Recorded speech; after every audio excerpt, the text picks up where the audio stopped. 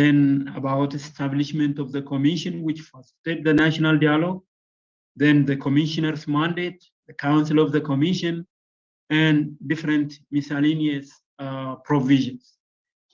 From its preamble, it acknowledged the differences and the disagreements on the fundamental national issues in Ethiopia, though it doesn't define the fundamental national issue in very multilingual and the multi-ethnic community.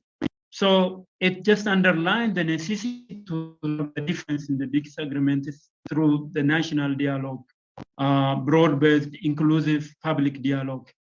The ultimate goal of the dialogue, according to the preamble of the law, national consensus, it bolstered the culture of trust and the working together, mend degraded social values through a legislative way. And then its first part, try to define the national dialogue, just similar with the international concept of national dialogue as elsewhere took place. But it gives the Addis Ababa and radio country. It included different principles of national dialogue from international experiences, then inclusivity, transparency, credibility, tolerance, mutual respect, and so on and so on. Then under part 2 to 5, talk about how commission established, the mandate of the commission, the object of the commission, the duties and the responsibilities of the commission. Accordingly, the Act established the commission containing 11 members, which nominated, appointed by the House of People Representatives, and also they are fully accountable to the House of People Representatives. So the aim of the Act to create the commission is that the commission will facilitate the dialogue, identify the root cause of the problem, then implement the national dialogue, establish the system, and also select the agenda. This is very important issue which I am going to focus on the analysis part. Then appointment of the commission to be done fully by the parliament.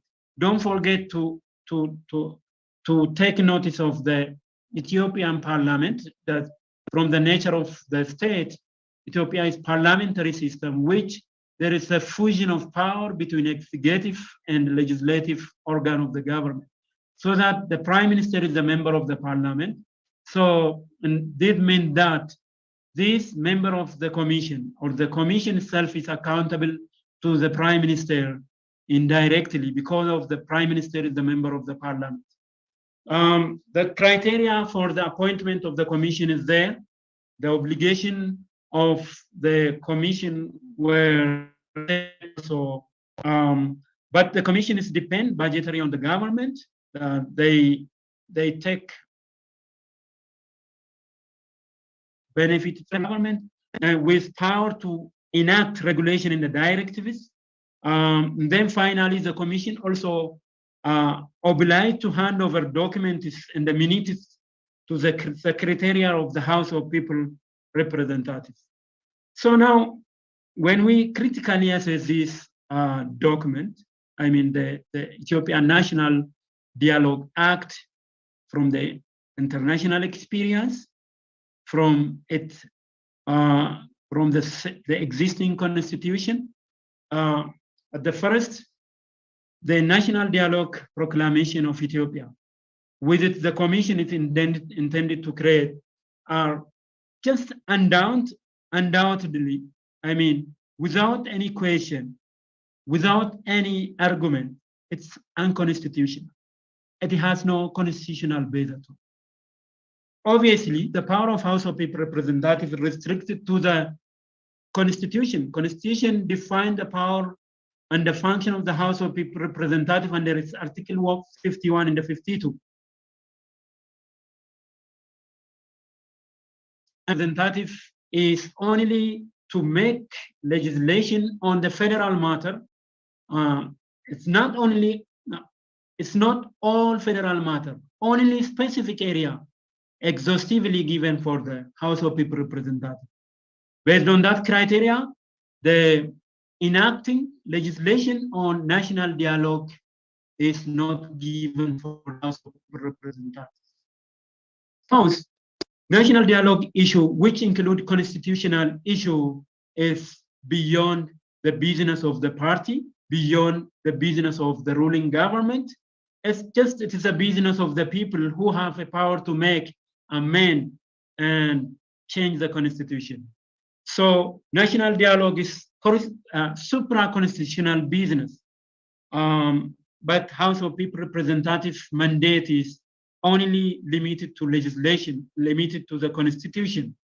So the constitution doesn't allow to anybody to enact legislation which contradict with itself.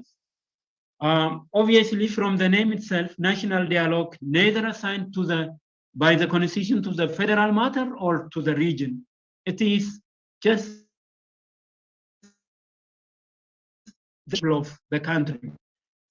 The constitution doesn't remain silent on that part. It intentionally refutes the House of People Representatives to enact that kinds of laws. I'm so sorry. They are I'm sorry, this is my last interruption, but if you could just wrap up. I know you have a lot left, but if you can wrap up in the next 2 or 3 minutes so we have time to do Q&A. But this is really wonderful. I'm sorry to interrupt, but just if you can kind of close up, and then we can maybe address some of the other points during the Q&A if people ask about them.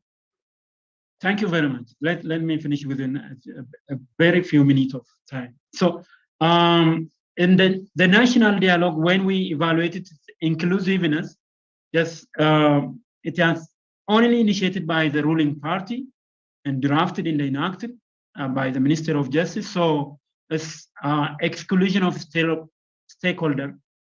So we can say that it is government project. It was input from the stakeholder was not taken into consideration. And then the commission recruited, nominated, and appointed by the House of People Representatives, which dominated by single majority rule party. So all who trust them. So because of their accountability is also not for people, not for the conscience, but to the House of People Representatives. So it doesn't build public trust at all. Personally, almost all of the commission were in the position of top government official. For example, the chairperson was nominated by the Prime Minister and served as a commissioner member of administrative boundaries in the Identity Issue Commission. So almost all of them, or majority of them, were enjoying government at the rank of minister official. So obviously they are not neutral.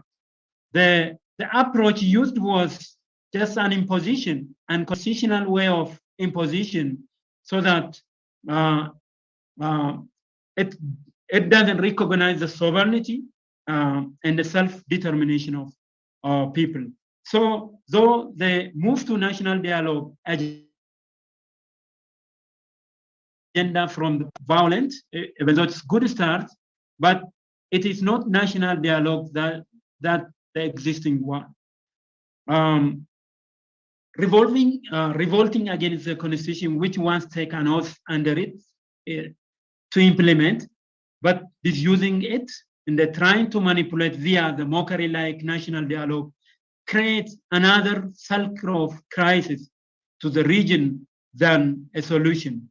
The National Dialogue Act is unconstitutional, exclusionary, and the convener of the commissioner were not credible, not independent. The approach is top-down, affects self-determination of people. The law includes principle, but it's self-defeating. It admits and deny the same rights. So as the way forward, the ruling party has to come back to the constitution. Government cannot initiate the national dialogue while claiming to enjoy power and money. So the National Dialogue Act has to be declared nil in the void with no effect without taking time. One can take, in order to nullify that, there is a procedure just to take it to the regular court or to the House of Federation to have declaration of it nullification. It doesn't any purpose to exist. The second, the way forward, if the government wants to back to its mind, back to the people.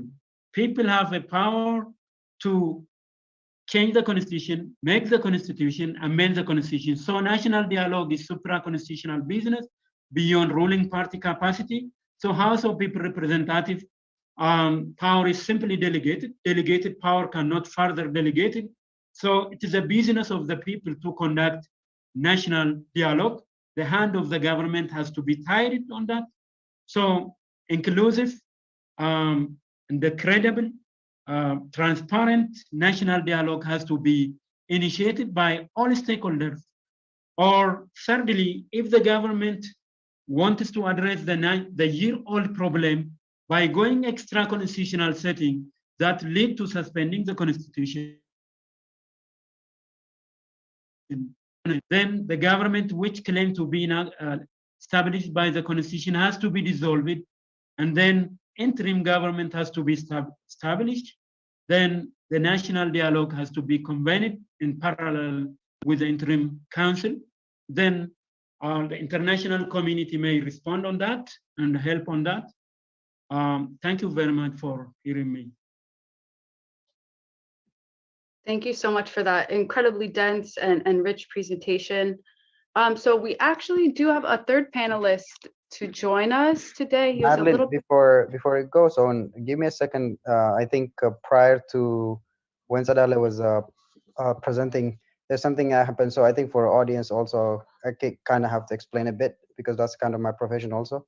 So I think, you know, Zoom is the security of Zoom is nowadays is very compromised. And I've been advising people not to use it, including Osa.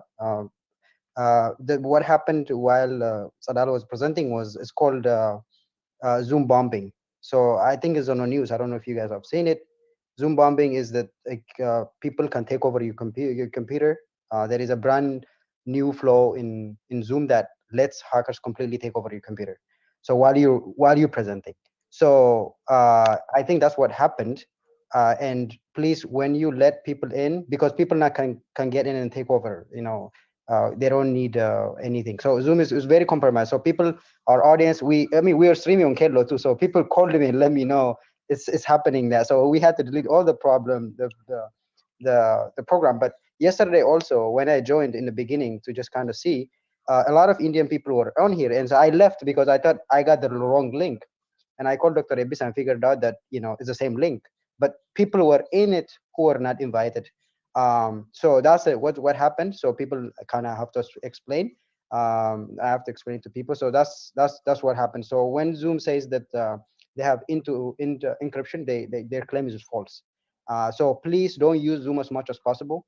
That's what I advise. There is a lot of options that StreamYard, other more secure things. So now, you know, we're presenting this and this kind of things happen and people, they get distracted and all that stuff. So, but I just wanted to put this out there, and thank you guys. That's all I gotta say. Thanks.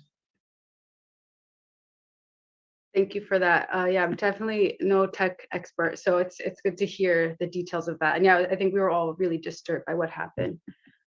Okay, so we do have a third panelist, but just to look at our time, Ade Sadele has to leave in around 25 minutes. So I'm going to kind of flip the script a little. So we will take about 25 minutes now to do some Q&A, specifically if you... Wait, Madeline?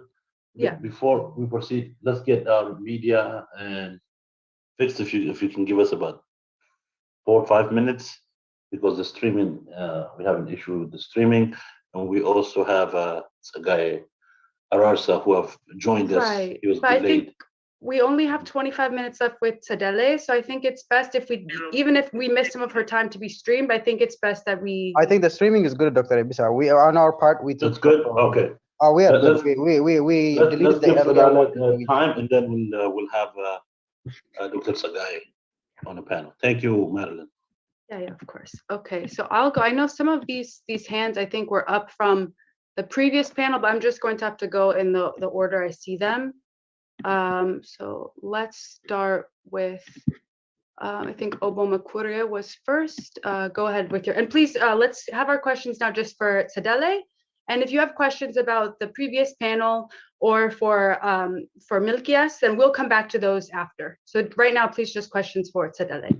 But Obama Kuria, if you still have a question, go ahead. Well, my question is for the previous panel. Okay, so we'll pause you and we'll come back to you. Thank you. Yeah. Okay, let's see. Next we have Hambisa.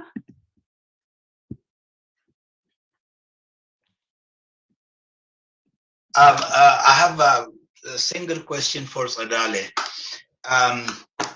She had a very interesting presentation, and the problem she outlined we have had since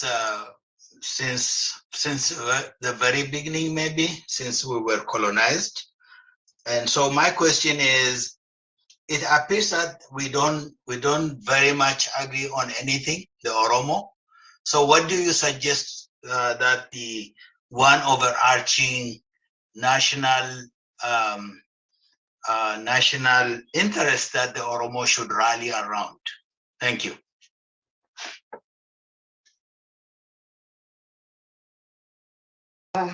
Overarching national interest. This question, as I insist, has been there for the last 50 years, and to a certain extent, it was addressed when the 1995 Constitution was promulgated. It was addressed. What happened after that, under the EPRD-FTPLF regime, was a regress. There was a failure, but we need to distinguish it. In the last 4 years, this was completely not only reversed, but undermined significantly. So what I suggest to do is to a revisit of the struggle for the last 50 years and a re-articulation of the Oromo question again, because that is what is swept under the rug as we watch. Because we also failed, we also relegated.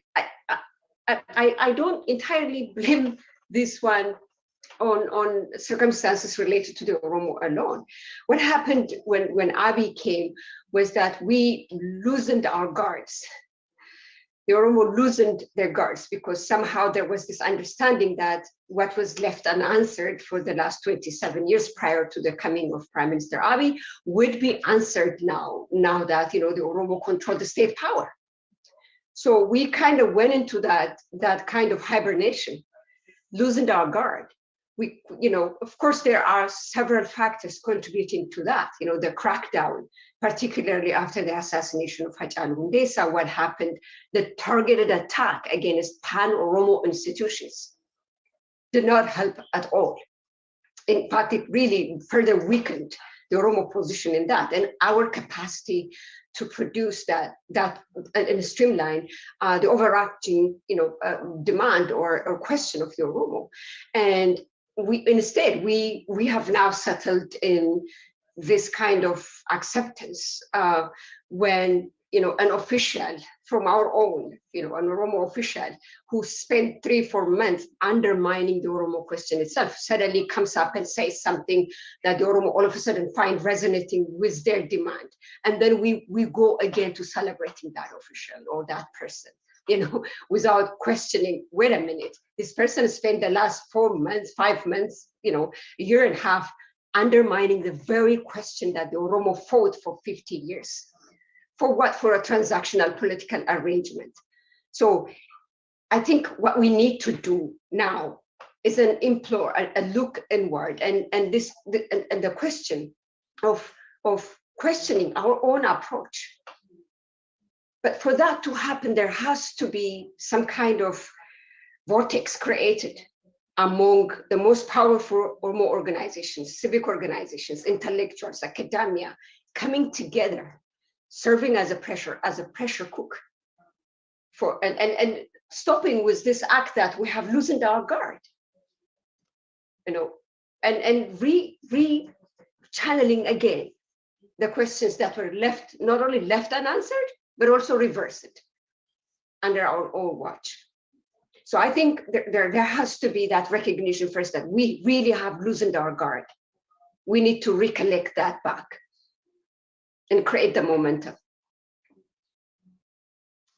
Thank you so very much.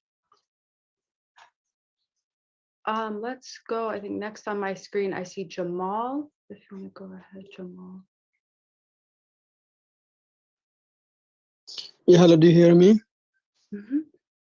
Okay, thank you, everybody, the presenters as well as the attendees, the listeners. I have a huge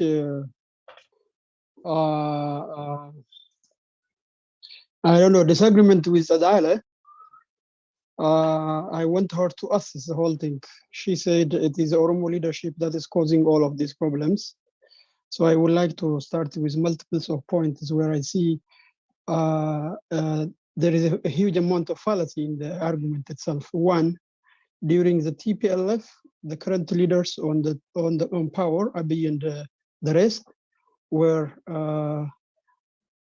also there. So they were no leaders of the Oromo at that time. They can't be overnight Oromo leaders, one thing. Second, as we know, TPLF has always recruited people who are against the Oromo. Either they may be kind of mixed or they hate Oromo culture and they hate Oromo. So it is very difficult to recognize, acknowledge that all these TPLF recruited people were Oromo leaders then and even today. Third, these people are waging war, for example, in the northern part against the Tigray people. So with your assumption, it would mean Oromos are waging war against the Tigray and also causing war, destruction everywhere. So this assumption that the Oromo leadership is fighting the Oromo and other peoples is leading, implying that the Oromos are the destructive forces currently in Ethiopia, which is completely wrong. So I think you have to reassess. And there is also the ideological part to this, which says we want to go back to the glorious past, the bigger Ethiopia, the wonderful Ethiopia, which has been there, which has been built by our kings. And the Oromos are not in favor of all of those kings. So the ideological part doesn't match Oromo.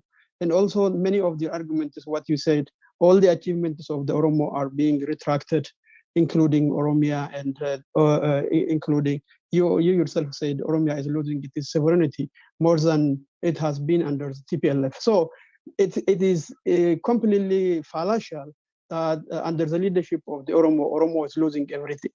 So therefore, I don't think the way you assess that Oromo leadership is fighting the Oromo and others is correct. It doesn't make sense to me as a person. So I would like you to comment.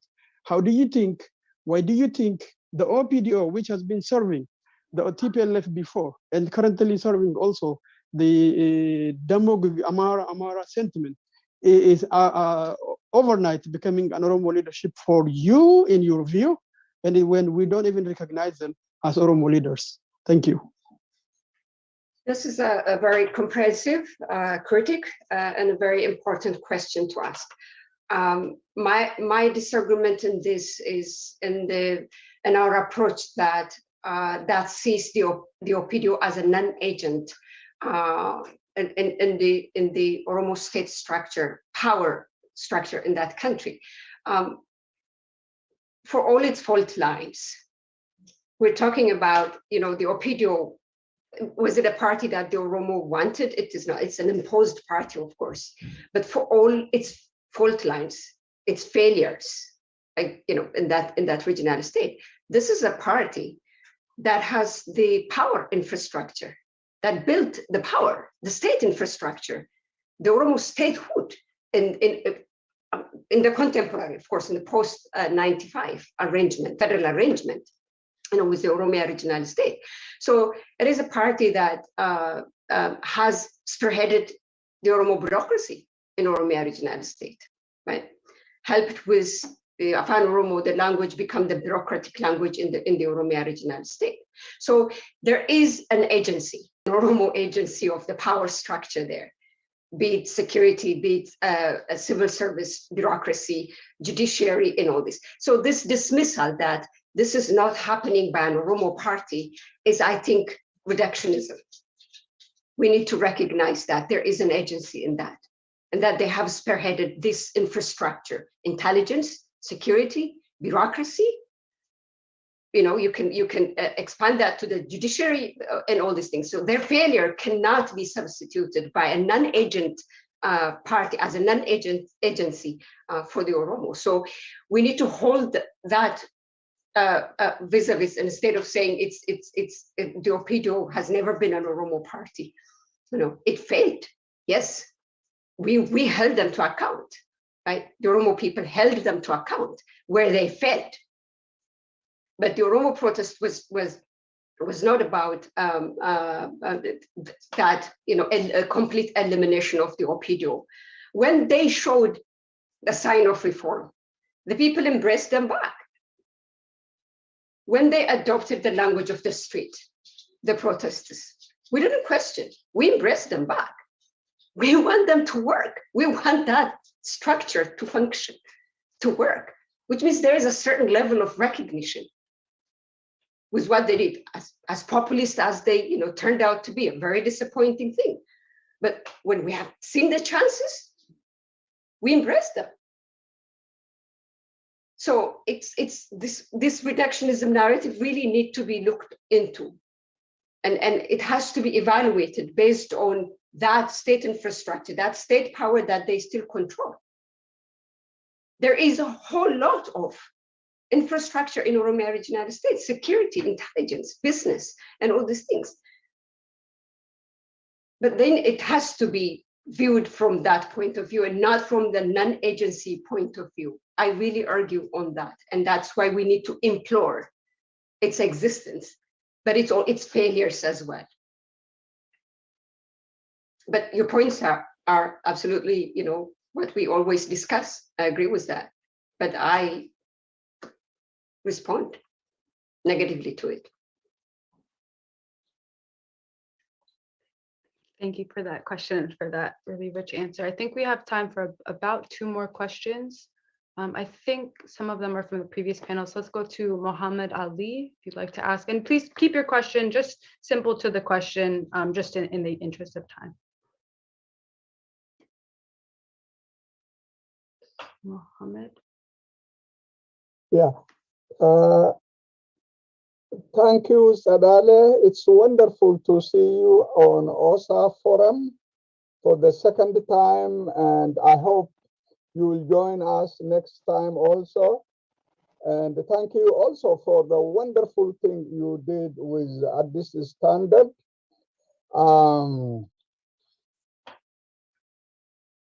In terms of what is currently happening in Oromia,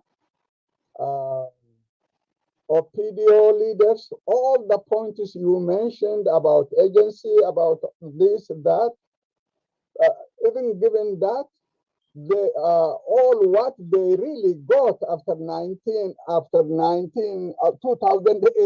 is total control of the state machinery for suppressing the people they were supposed to represent.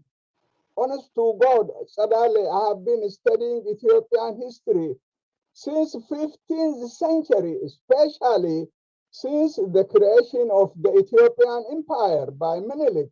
The empire that was based on the destruction of Oromo power and the denial of Oromo identity. Since they came to power, everything they have been doing is what was built the previous 27 years in terms of Oromo identity, the language you mentioned, almost Oromo institutions, all those things are now basically undermined. They have started teaching Amharic from first grade last September, and it will not be long before they stop teaching Afan Oromo to our children, while we see our people struggled, as you said, for more than 50 years, and the gains of all that will be taken away by OPDO leaders. Let me finish. these people, honest to God, are the most brutal, the most cruel I have never seen in the history of that country. When a woman while giving birth in labor was burned together with her house and destroyed. It was only a week ago when that happened. And if you tell me this is an Oromo government, it's very difficult. Please know, I honestly respect you. You are wonderful. You are a journalist. But on this point, let me say these are the most brutal pressures that the Oromo people have really faced. I'm done. I'm sorry if I took much time.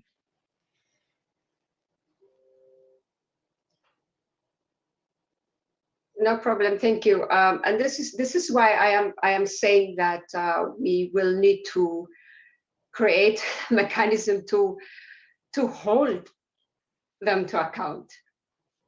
It's the point is what to be done, how to resuscitate the failure, how to reverse back the revolution itself, which is being failed by the Opidio itself, right? And what do the Oromo need to do to decouple the politics of state rent, for example? Rent distribution has absolutely played a lot of role in the reversal and the counter-revolution, state rent distribution, right? And we can blame the Opidio for that. They have always been at fault, and we have always been screaming about that. What explains some of the vital additions to the current narrative today of individuals who flipped and are playing an active role in undermining and in reversing the revolution, including deploying an extensive mechanism of using media? How do we explain that?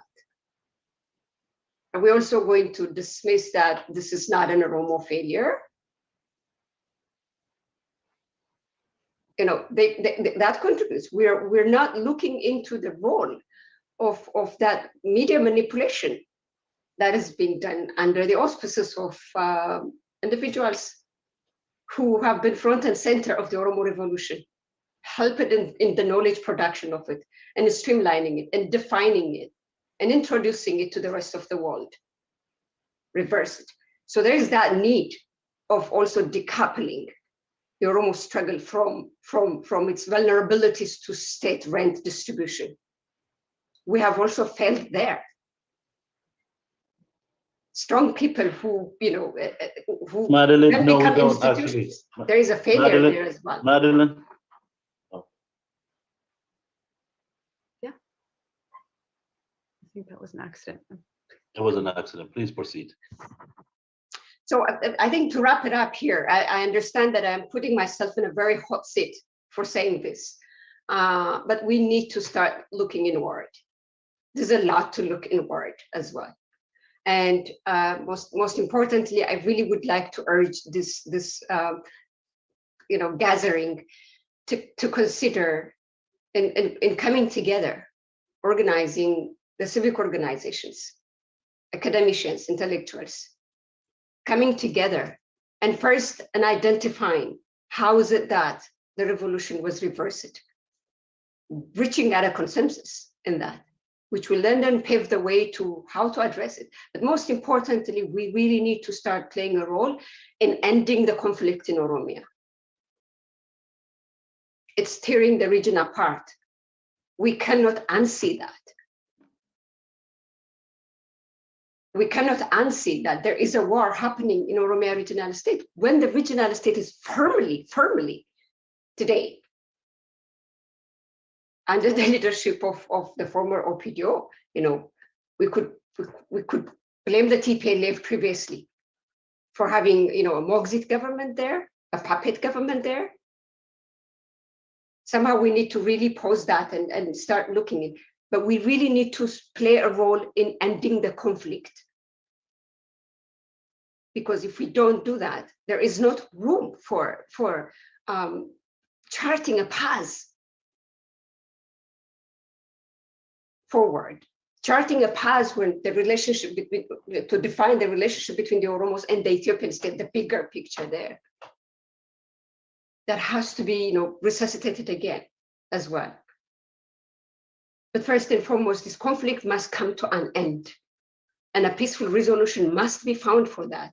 And independent institutions, civic organizations should come together to serve as a pressure group in putting the warring factions together and to end this conflict.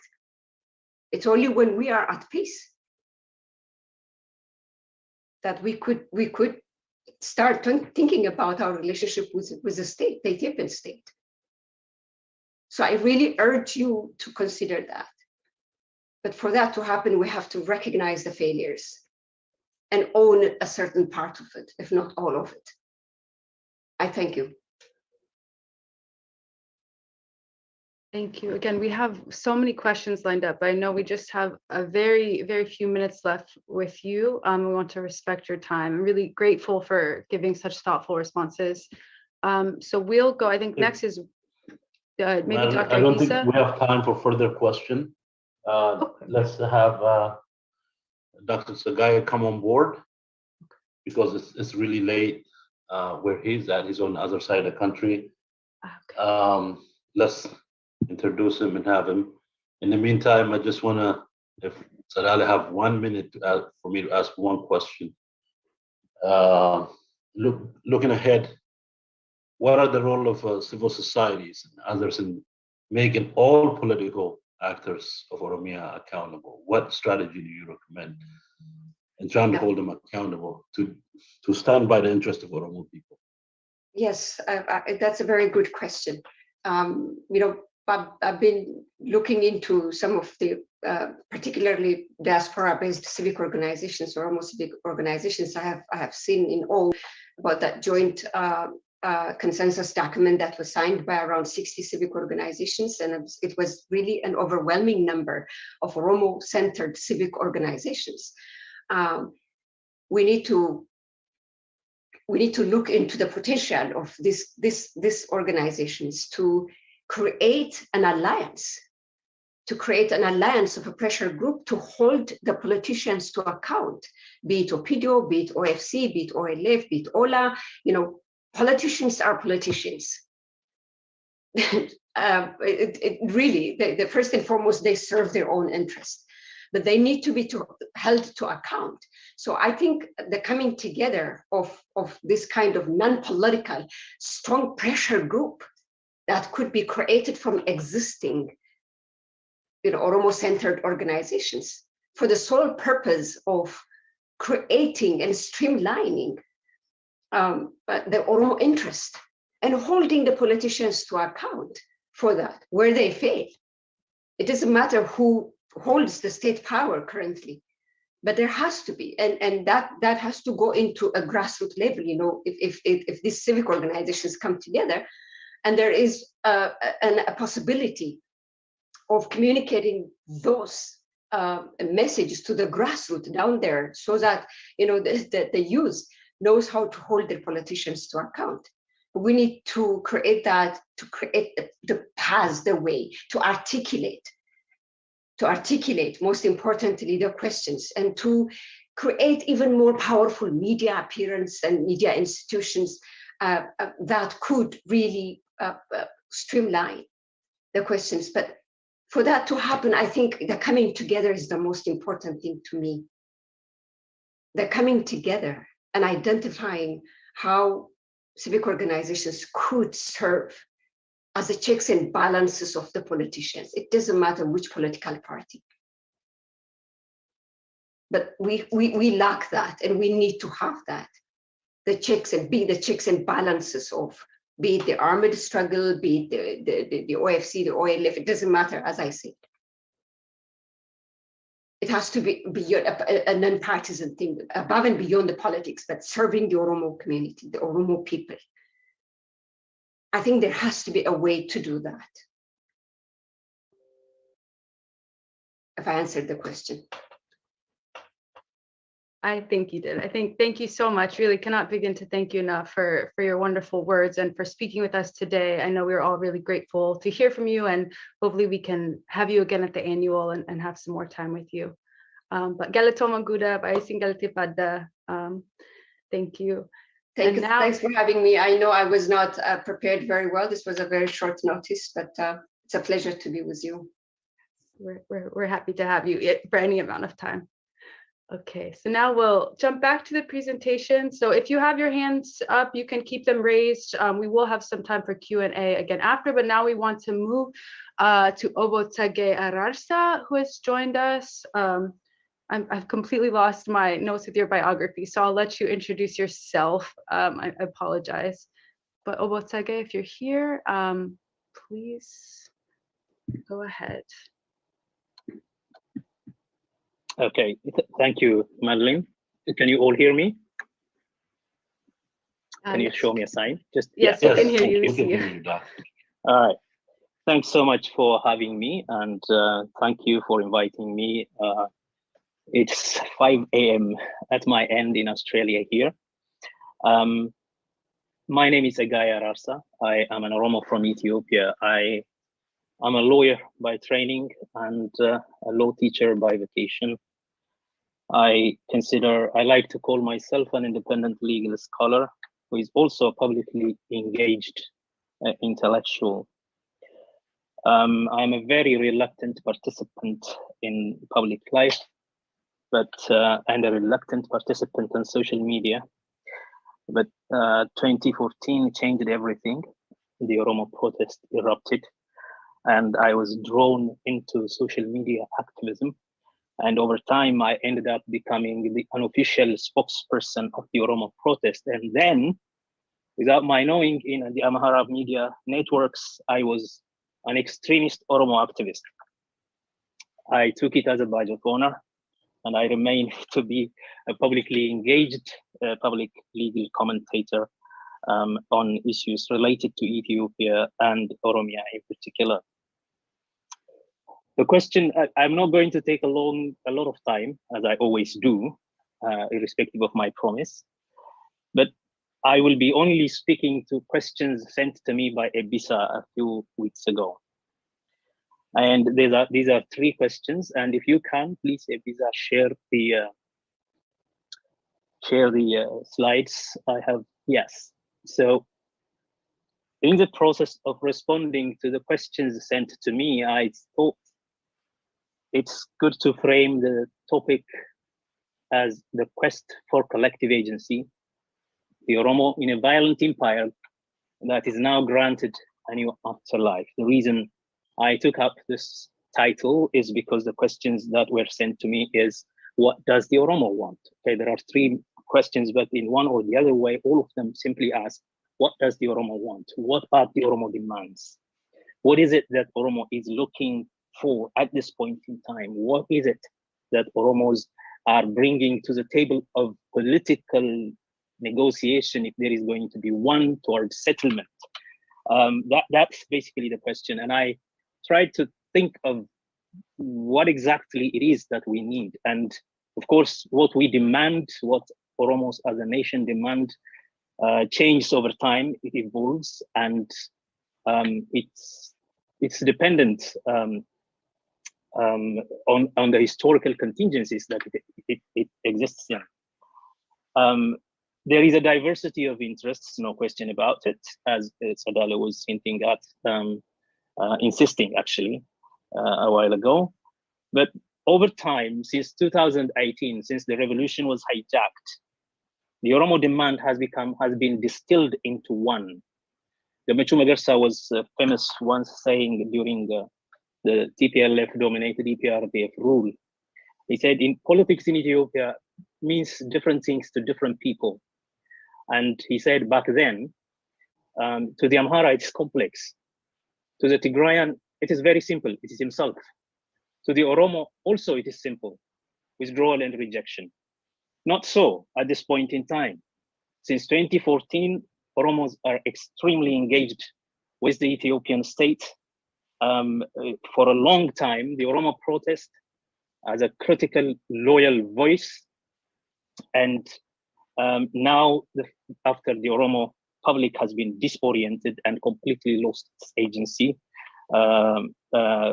it has become, the question has become one. It has become more simpler, not complicated. And so the question was, what does the Oromo want? And I said, maybe, because I'm also studying the place of the Oromo in the making and breaking of Ethiopia, in the legal constitutional texts of Ethiopia, and how the constitutional legal materials have been othering Oromo in the empire.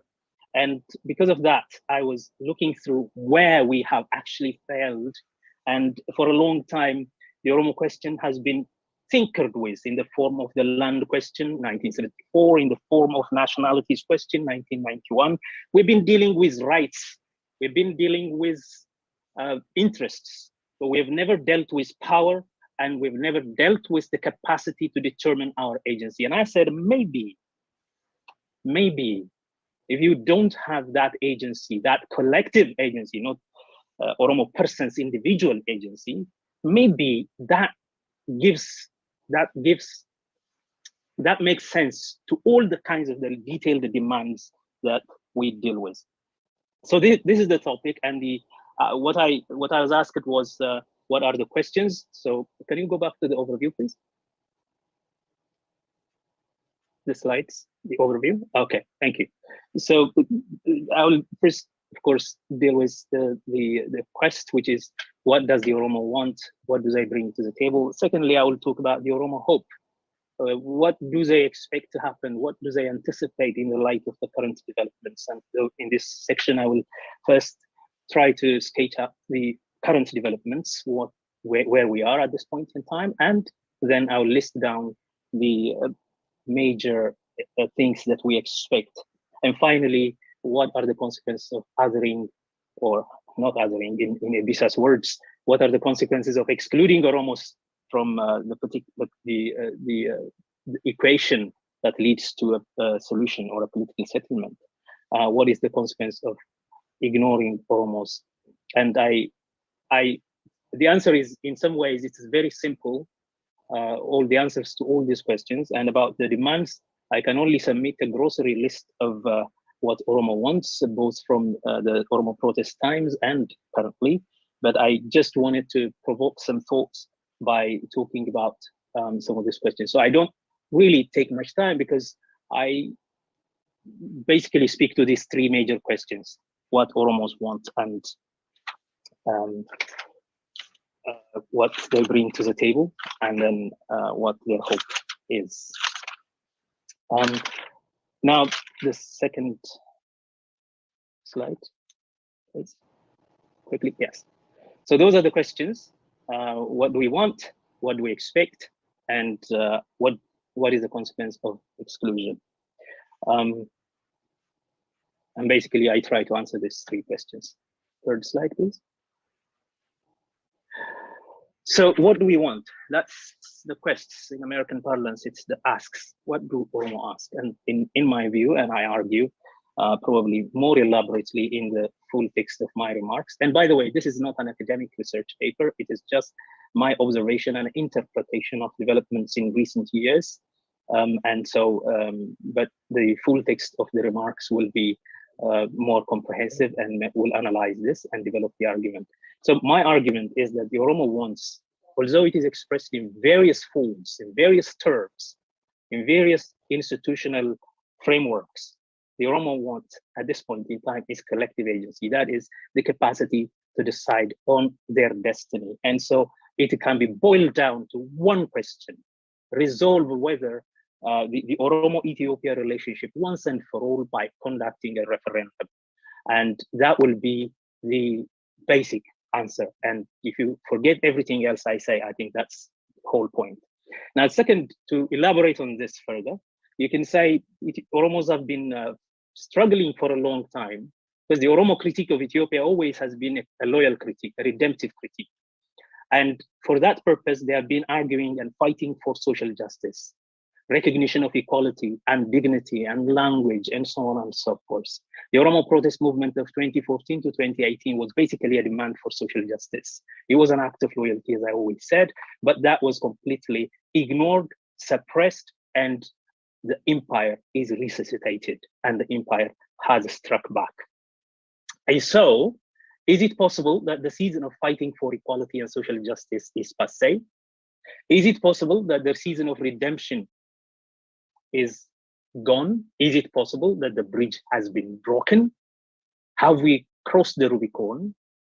And therefore, as you know, the intellectual history periodizes times, and the 19th century was said to be the century of freedom, and the 20th century they said was going to be the century of equality. And I think in our case, the struggle of the last 60 years for a long time, in some ways, with all its varieties, was for freedom, for social justice and equality and democratization and redemption of the Ethiopian empire. Maybe a new chapter has started now. The time for freedom has come, because now freedom has been imposed. Now the demand for freedom has been imposed on Oromos at this point in time. In 2016 to 2018, Oromos have been the most loyal. I mean, Hachalu Hundessa was assassinated while singing Oromon Biyya Jaara Malee Oromon Biyya Digaare. Having said this, he was killed. And Jawar was calling for negotiation, and he was arrested. First attempted assassination and then arrested. These are typical expressions of the Oromo protest movement. These are persons that embody that season of arguing for social justice. After them, in my view, what came back? The empire struck back and said, we are going to enforce the logic of elimination embodied in the colonial settler policy. And so the elimination project has started.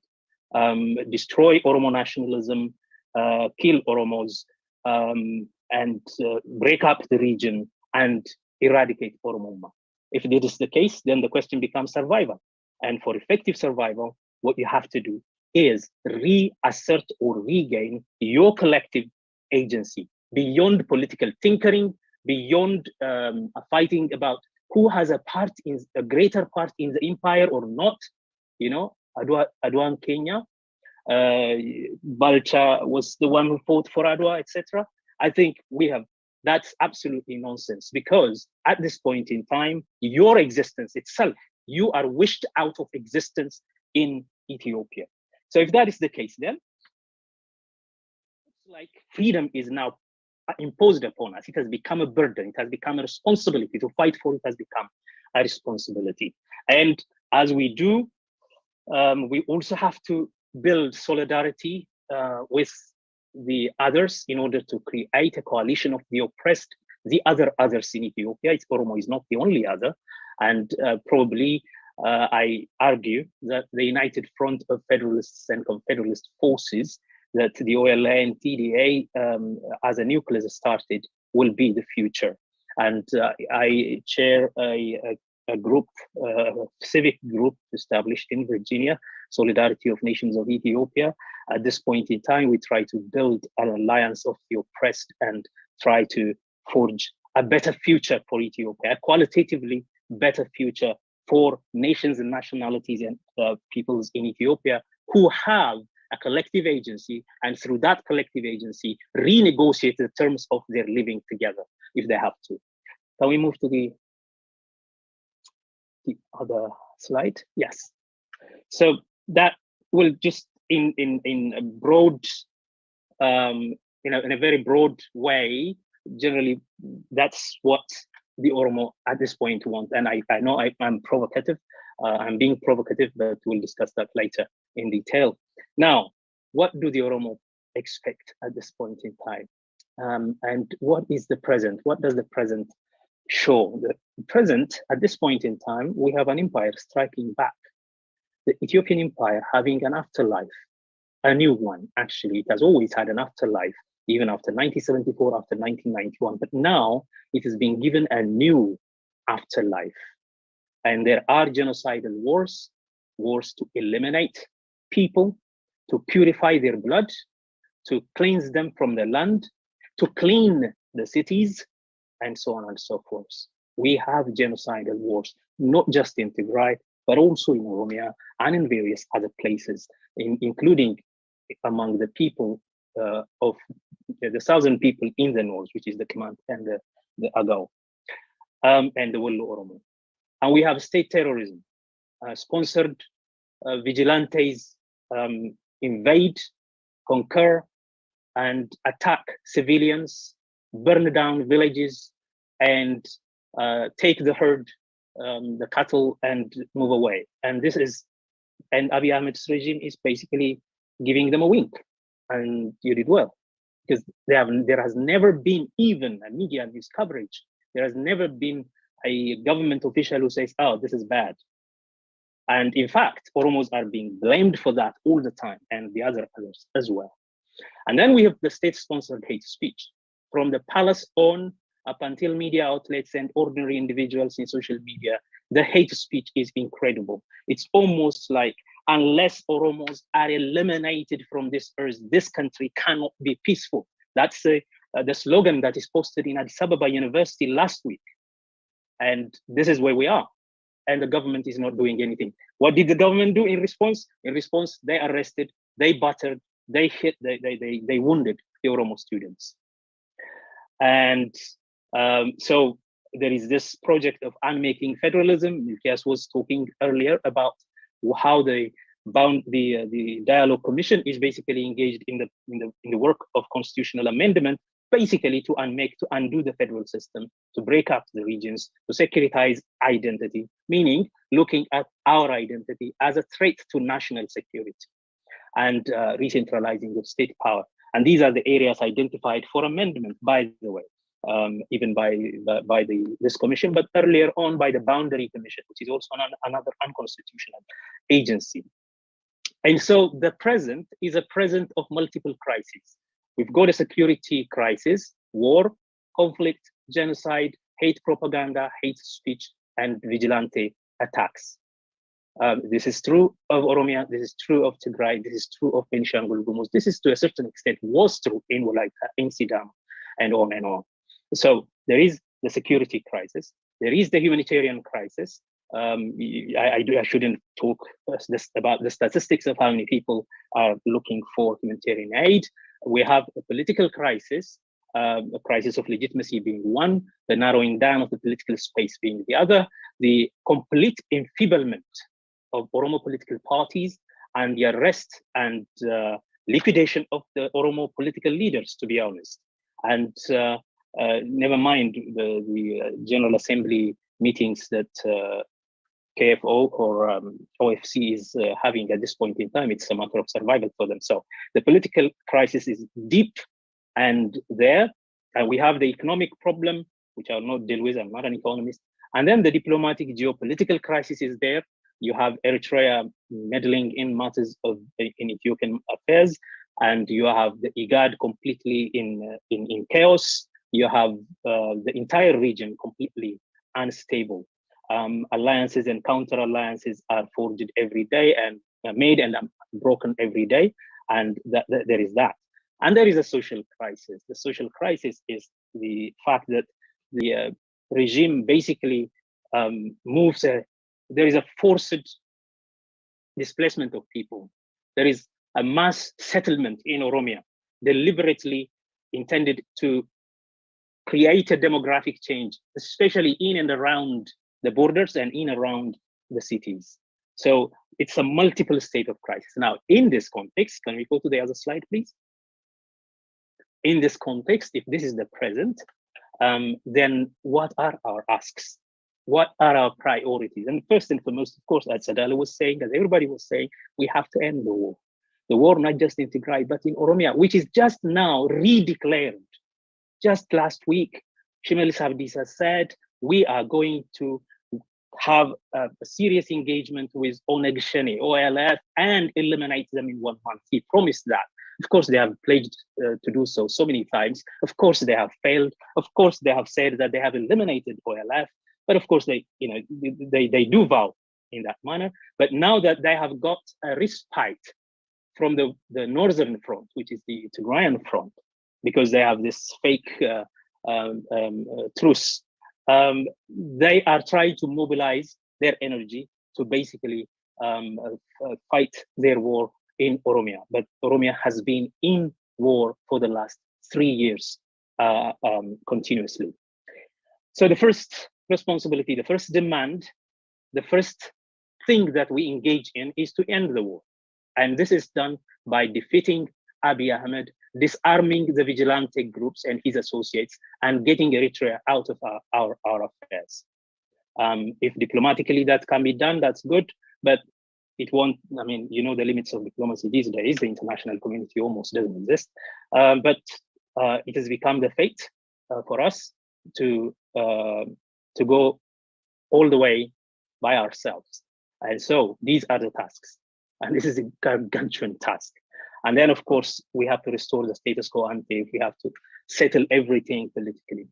And then, as I said, disarm terrorizing people groups, stopping all hostilities and countering hate speech and crime, and stabilizing the region. It's very interesting that some of the sanctions in the US Senate and Congress draft bills also target basically these areas.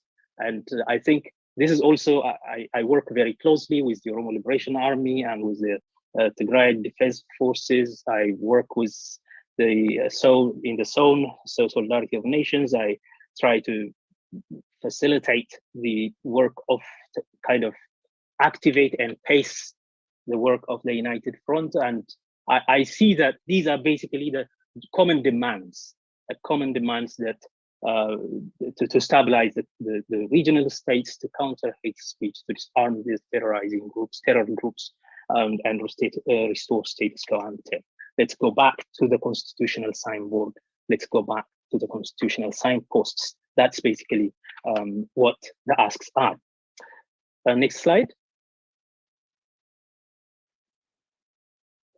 And then, because there is the humanitarian crisis, of course, we have to make sure that access is open, siege is broken, humanitarian acts are in the course of the discourse towards negotiation. I think we have to delink the humanitarian from the political, because the humanitarian is very urgent, and it is basically part of the humanitarian law, that the law of war that the soldiers should obey, and it doesn't have to wait until political negotiation, political settlement is achieved. And so we have to have, even as you do your war, even as you do your politics, you have to make sure that humanitarian aid is accessible to the needy. And by the way, humanitarian crisis is not just in Tigray, in Afar, or in Amhara, as the international community tends to represent it. We have a serious humanitarian crisis in Wallo, in Wallagga, in Borana, in Arsi, in Karayu, in Guji, in Bale, and in various other places like the Somali region, the southern region, everywhere. Some of it is naturally created. Some of it is created by the war that Abiy has been fighting without the light of international media coverage in the last 3 years. And the Agao command and Wallo people of Amhara region are in the constant threat, the threat of elimination. And in fact, in the future, in the immediate future, in a post-Abiy future, one can imagine the only thing we have to do is to grant them the opportunity to establish their own local government, provisional local government, until their demand for statehood or separate identity is constitutionally verified through a referendum. And so there are a number of humanitarian issues everywhere, and that has to be done immediately without even waiting for a political settlement to happen. Shall we move on to the next one? Yes, the third ask is basically about politics and the political, averting the political crisis. And here we need to free political prisoners. We need to demilitarize politics, because what we have seen in the last 3 years is that politics has become a matter of the army. By the way, Abiy Ahmed he pretends like a civilian, but since the day he assumed power, he has been using the military. The police didn't really have any significance as it used to during the Oromo protest. It was a federal police that we were fighting against, that we were always railing against. And we, at some point when there is emergency, there was the army. And in fact, one of the questions was, take your military to the barracks. Now, that language has disappeared from a political debate because having the military do everything has become the new normal. And of course, increasingly in the last 3 years, to be an Oromo has become a crime, to be a Tigrayan has become a security threat, and therefore the two especially are securitized. That's why you have ethnic profiling, that's why you have ethnic cleansing, that's why you have all sorts of arbitrary arrest and in some places arbitrary execution and making a political assassination of key leaders and so on and so forth.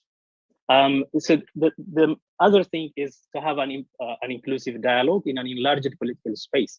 Now, I do not expect Abiy Ahmed to be presiding over, contrary to what Sadale was saying. Opidio has said that it is not Oromo, and I have no reason to believe that they are Oromo. They have changed themselves into Prosperity Party precisely because they wanted to distance themselves from Oromo politics, because they don't want any politics to be done in an Oromo way. And they have never done an Oromo politics, and they have actually denounced it, politics done as Oromos. And I have no reason to say that they are Oromos. Of course, our situation is very complex, and we need to heed that complexity. However, this group is not the Oromo group. And in fact, it is a terrorist group. It is a genocidal regime. It has to be put on trial, not engage in a dialogue. There is no way you can engage with a genocider. There is no way you can appease a genocider. And it has never been the case in history, and it cannot be now. And I think they cannot be part of the equation at all. There is no way Abiy Ahmed and his associates can be part of the equation.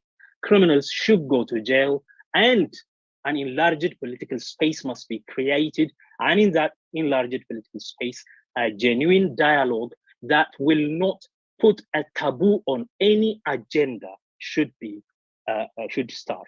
And then, of course, because there are so many outstanding, enduring, long, simmering political demands, we need to show at this point in time, if you want some better future, brighter future, we need to show a resolve, a commitment to address outstanding political demands, like the land issue in Oromia, Ababi Yumma, the right to one's own city, the right to linguistic justice, meaning having more than one language as a federal working language.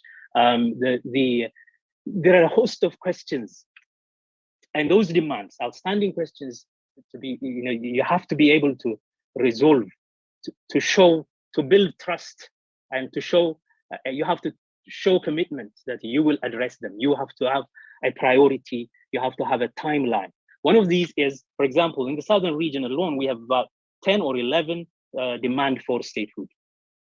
And you cannot imagine a future without assuring these groups that you will be addressing their problems.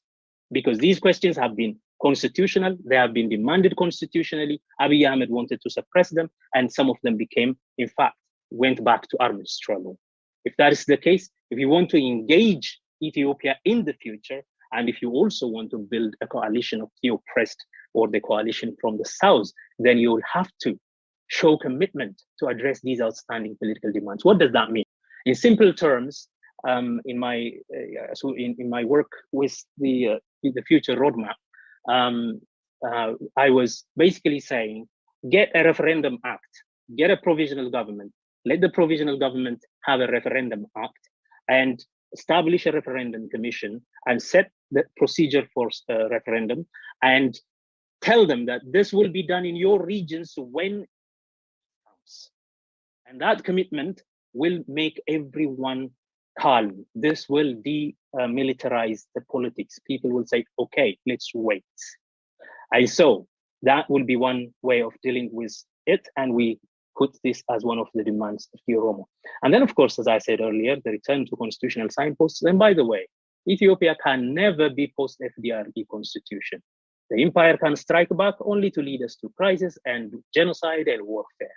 there will be no post-self-determination time in Ethiopia. There will be no post-FDRE time in Ethiopia. It promises an open federal system, an association of the willing created, rallying around the idea, the federal idea.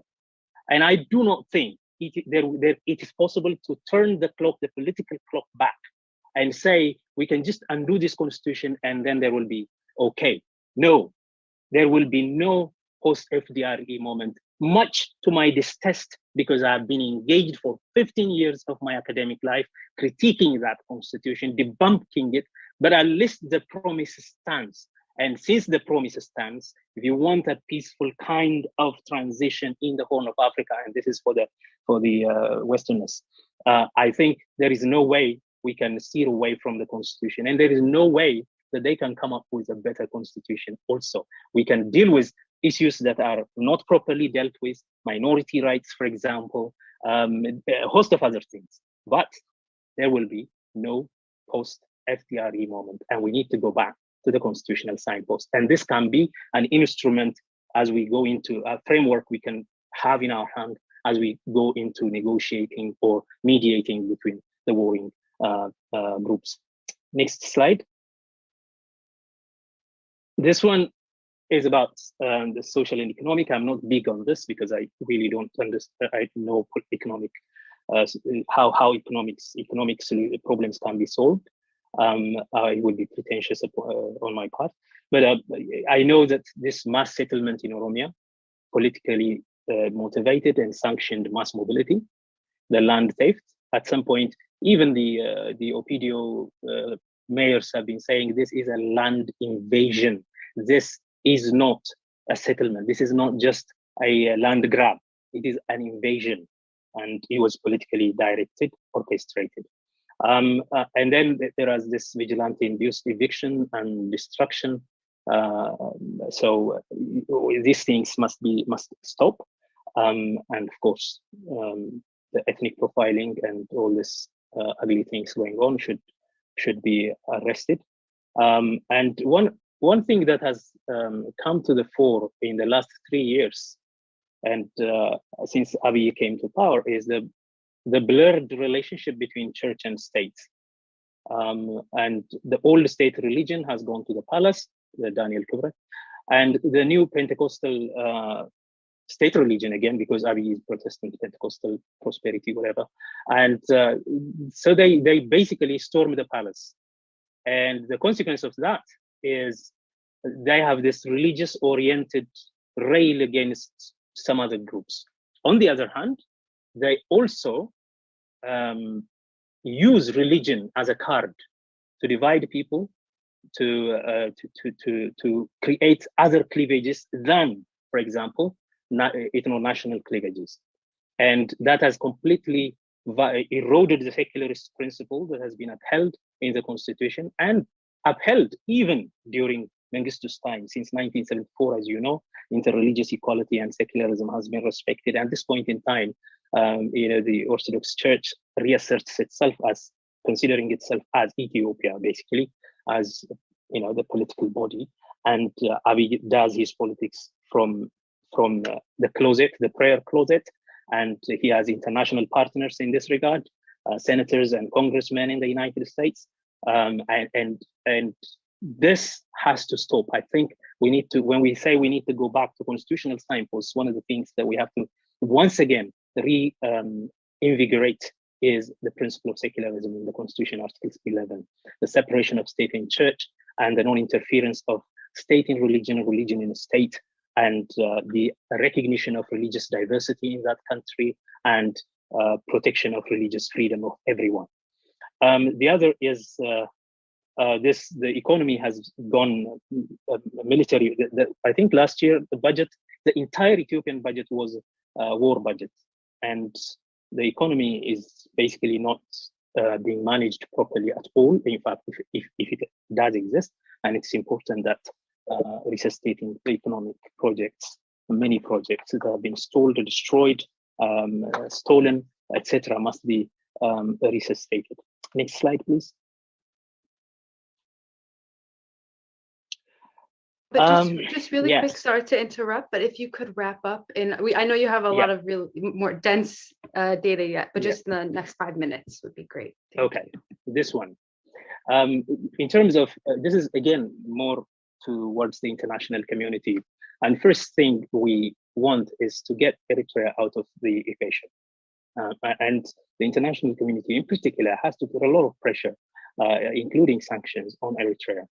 And also recognize this is missing in the eyes of the international community. The Oromo is basically the centerpiece of the whole. It is the least visible, and that's because it never had a collective agency. And when international media outlets report the Oromo case, it's like rebel groups in the south. It's communal violence in the south, as if there is a horizontal strife going on, and as if the big elephant in the room is not the unstable Oromia. So Oromia is the centerpiece of the whole, and you have to treat it as such. We have to treat it as such. And the Oromos should know that if you have to do diplomacy and international advocacy on the international level, then remember that this is a giant in the Horn of Africa, and make sure the connections are important to appeal to the international community also. And thirdly, Abiy has begun to turn to authoritarian regimes elsewhere, Russia, Turkey, and so on and so forth. And I think one has to interrupt this. And then there is this usual, of course, since imperial times, raid diplomacy that the Ethiopian political class has in relation to Africa. It's like these Africans, these blacks, and it's a very racist statements that they make about Africa and our historic enemies, the Middle East, and so on and so forth. I think that has to be also re-evaluated. And we, of course, in good faith, we need to negotiate with Egypt, Sudan, and all the neighborhoods in the Nile in relation to the Nile. And of course, we should negotiate in the spirit of brotherhood and African fraternity, as Article 86 of the Constitution says. And next slide, and I will be done. Yes, and this one is what is the cost of what's the consequence of excluding Oromos? Well, it's the deluge, the proverbial deluge, the chaos. I mean, if you ignore Oromo and brace yourself for a non-stop chaos, war, famine, want, strife, genocide. You know why until today East Africa is the way it is? Because we couldn't get the violence out of the politics. It has been established. I mean, that area has been. Harry Reid, I think, wrote a book, States of Violence, in 2011, and he says that the East Africa, the Horn of Africa, is forged by violence and is maintained by violence. And until we deal with the violence that is ingrained into the DNA of those countries, we cannot, the politics of those countries, we cannot stabilize it. And the key and the point of departure is Oromia. And the reason these things, famine, war, want, strife, genocide recur is because of the empire. The deep state, you would say, in other places, but the empire having an afterlife and always coming back to strike us, and it knows politics only violently. And so, if you ignore Oromos, then brace yourself for the eternal peacelessness in the area. It's, of course, it will result in a militarized politics. And as always, it will be a politics that securitizes identity, national ethnic identity. It will multiply the human insecurity situation in the region. It's a very ecologically fragile region, as you know, aid prone. And of course, whoever is ignoring the Oromos will lose a credible partner in the democratization process in the Horn of Africa. If you want to create a stable Horn of Africa, then you have lost a credible, without Oromos, then you have lost a credible ally, a credible partner.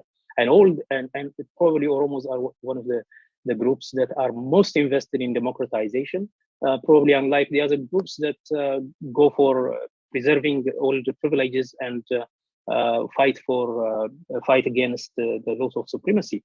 And there is a fear of democracy among some of them. So Oromos are invested in democracy, and of course have the tradition of doing democratic governance.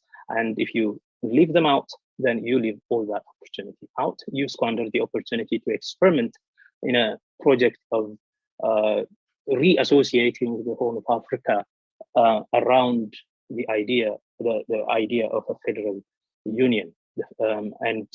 One other thing we will squander is the opportunity to install a lasting peace in the region. One of the reasons I say we will never have a post-FDRE moment is because the FDRE moment, for all its unimplementation, for all its dead law in the books, it basically says the project is by recognizing collective agency of the nations, which determine their destiny to create a common polity, want to create a lasting peace. And self-determination was a way of making the revolution continue and creating an open federal system that helps to disassociate and reassociate.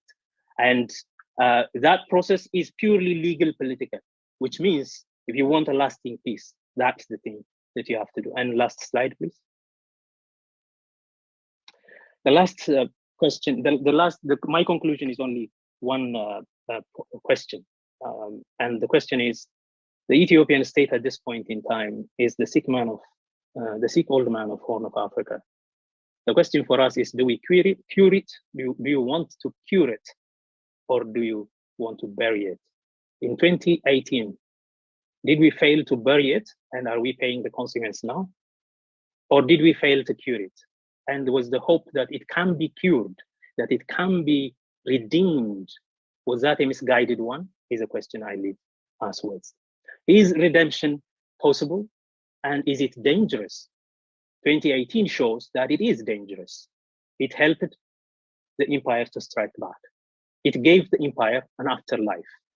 It gave actually a settler colonial logic of elimination full political energy. And so the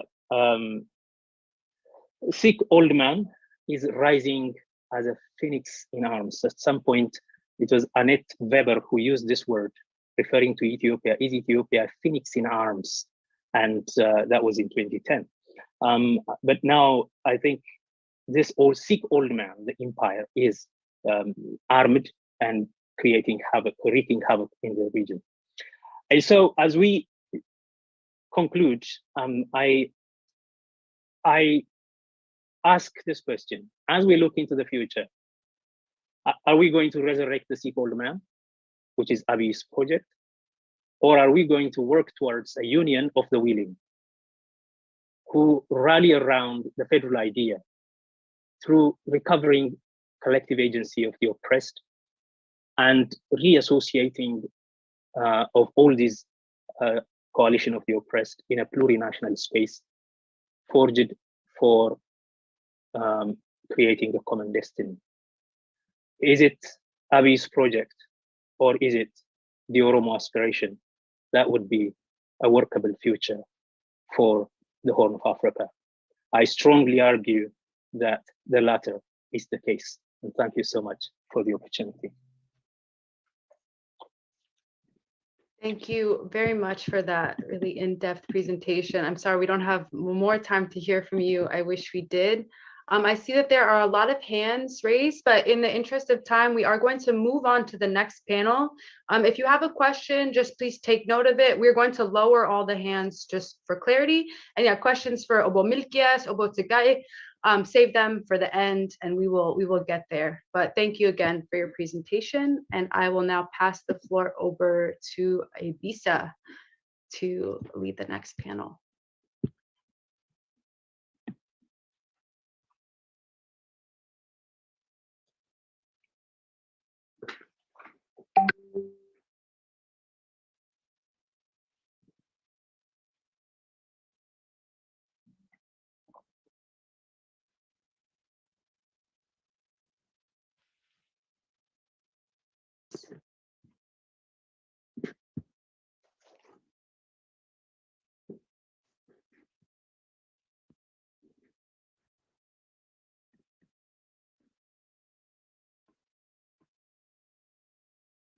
Sorry, maybe we might be having some technical challenges. I'm not sure.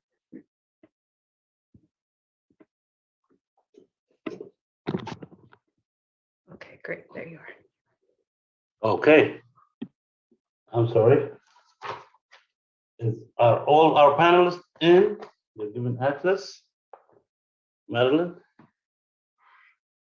I'm not sure. I just came back to the screen share, so I'll have to look.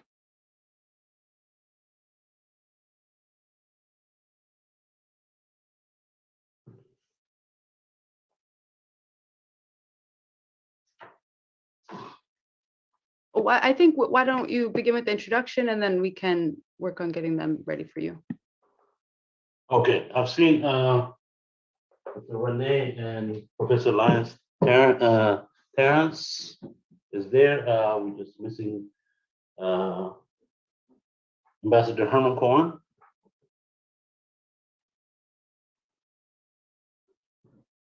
If he is in, we could have him ready. Okay, thank you so much. What an enlightening conversation panel that was there. Prior to this, I'd like to thank you, Dr. Sagaye, for your articulation, for explaining the deep-rooted problem of that empire and what the Oromo demands are. We thought this is relevant to be articulated for ourselves as well as for the international community, for Ethiopian partners as we go forward. And the previous panelists have also articulated how the grassroots democratic movement have been hijacked, and this is a continuation of that. And we really appreciate your presence, especially in short notice for joining us. I really thank you. The next panel that we have put together builds upon this theme already. The reason we put this panel together is to ask renowned experts of the region, people who have tremendous experience on Horn of Africa, especially Ethiopia, to come together in a roundtable discussion to discuss, given what is happening, given Ethiopia's history, what is currently going on, especially after the Prime Minister Abiy has come on board. Where is the country headed? What's next for Ethiopia? It's with this idea that we have invited these experts to come in a roundtable discussion to share what they think is possible, what lays ahead for Ethiopia. With this respect, we have asked them to ponder, is there anything the people of Ethiopia and the Abiy's regime can do at this point, given all the crisis? If the state continues, or if the empire continues on the current path, will it remain intact? What would be the fate, the territorial integrity of the country? What impact, the global impact, the recent Russian and Ukraine crisis may have on the region, in particular on Ethiopia? Will the war end soon? The active war that Dr. Sagaye Rasa have articulated very well, will that end soon? If it doesn't, then what complexity, what are we imagining the region to be? And finally, given this roundtable's expert, we want to pose this question: is Ethiopia capable of achieving democracy with the current structure?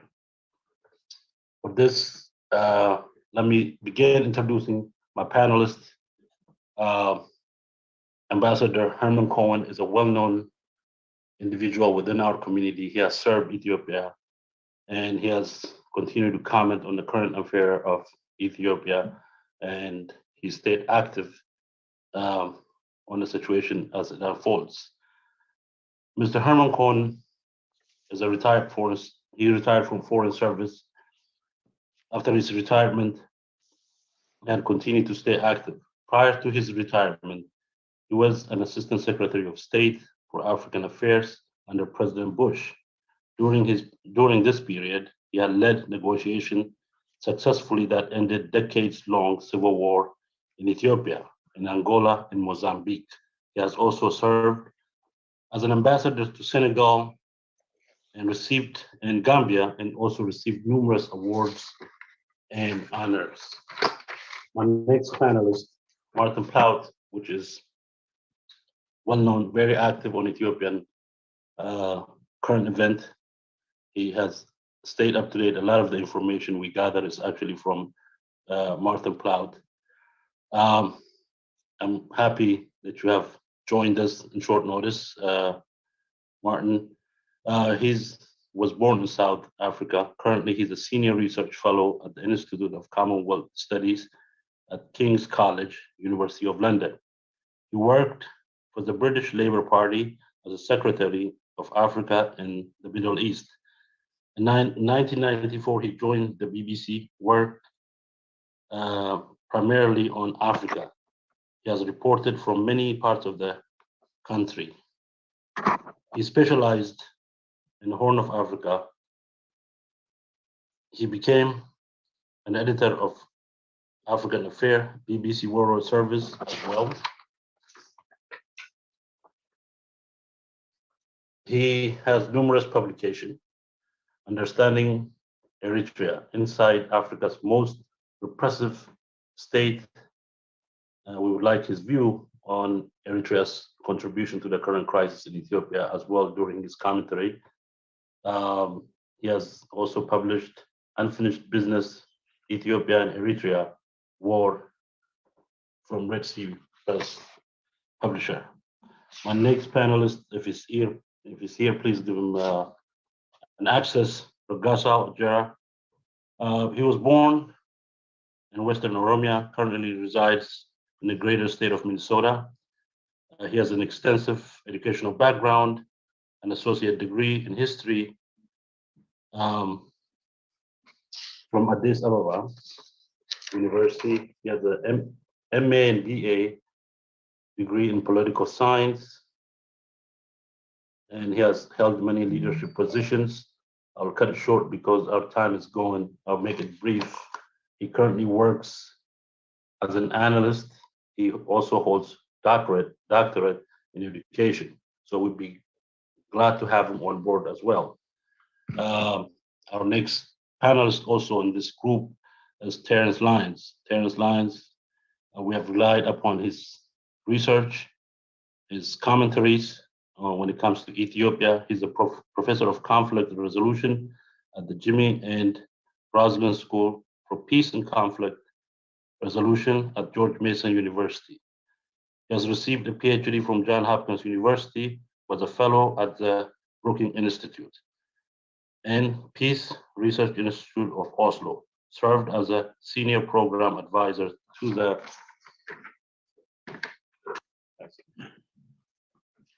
Carter Project on Post-Conflict Elections in Ethiopia in 2005.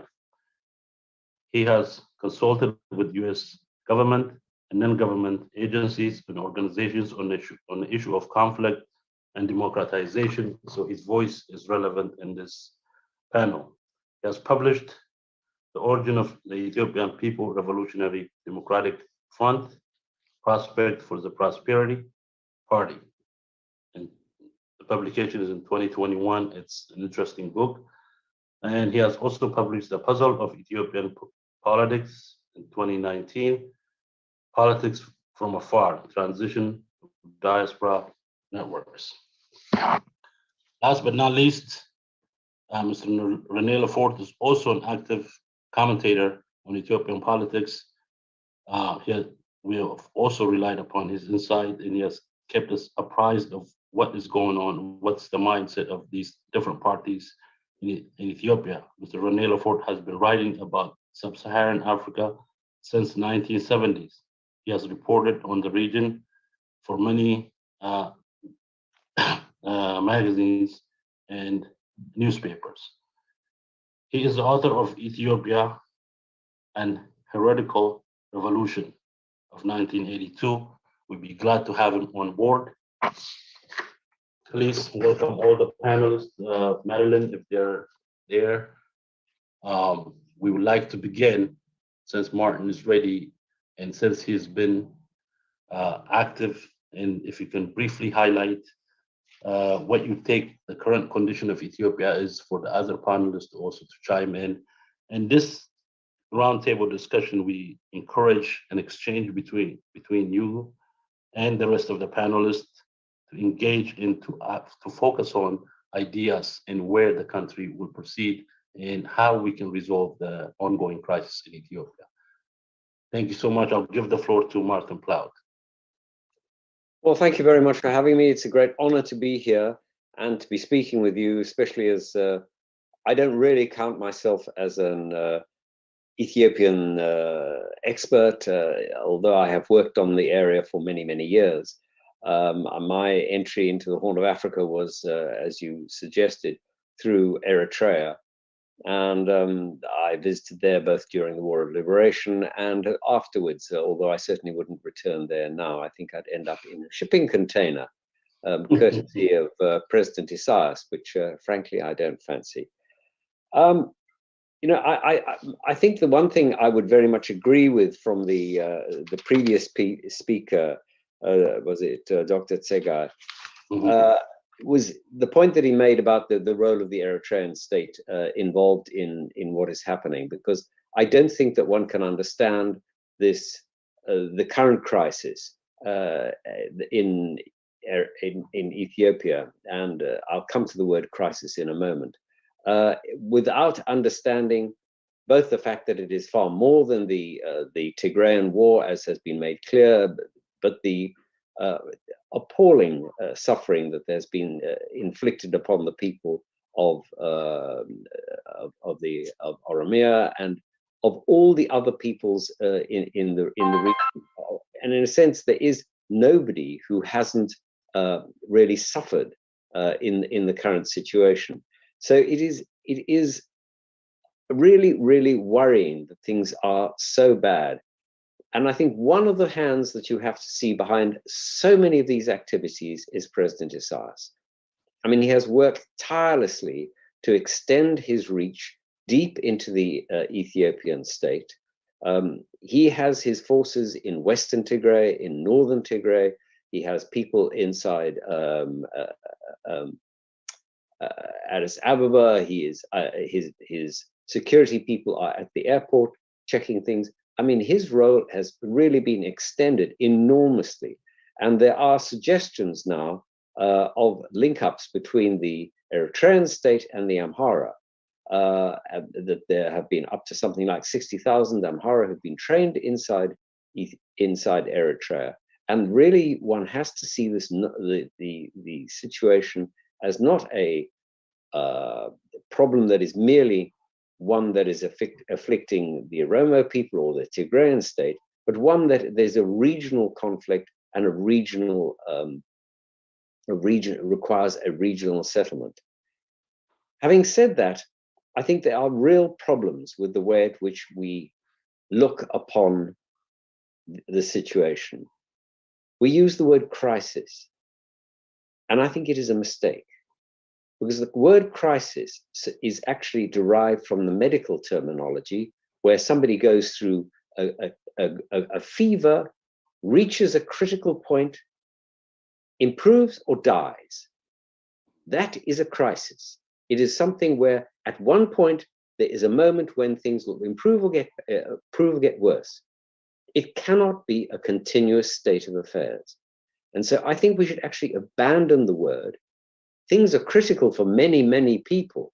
I'm not trying to underestimate the humanitarian impact, but the word crisis is wrong because it suggests that something is going to change. And actually, I think what we have to have learned, not just in the Ethiopian context, in many parts of Africa, is that the situation is endemic.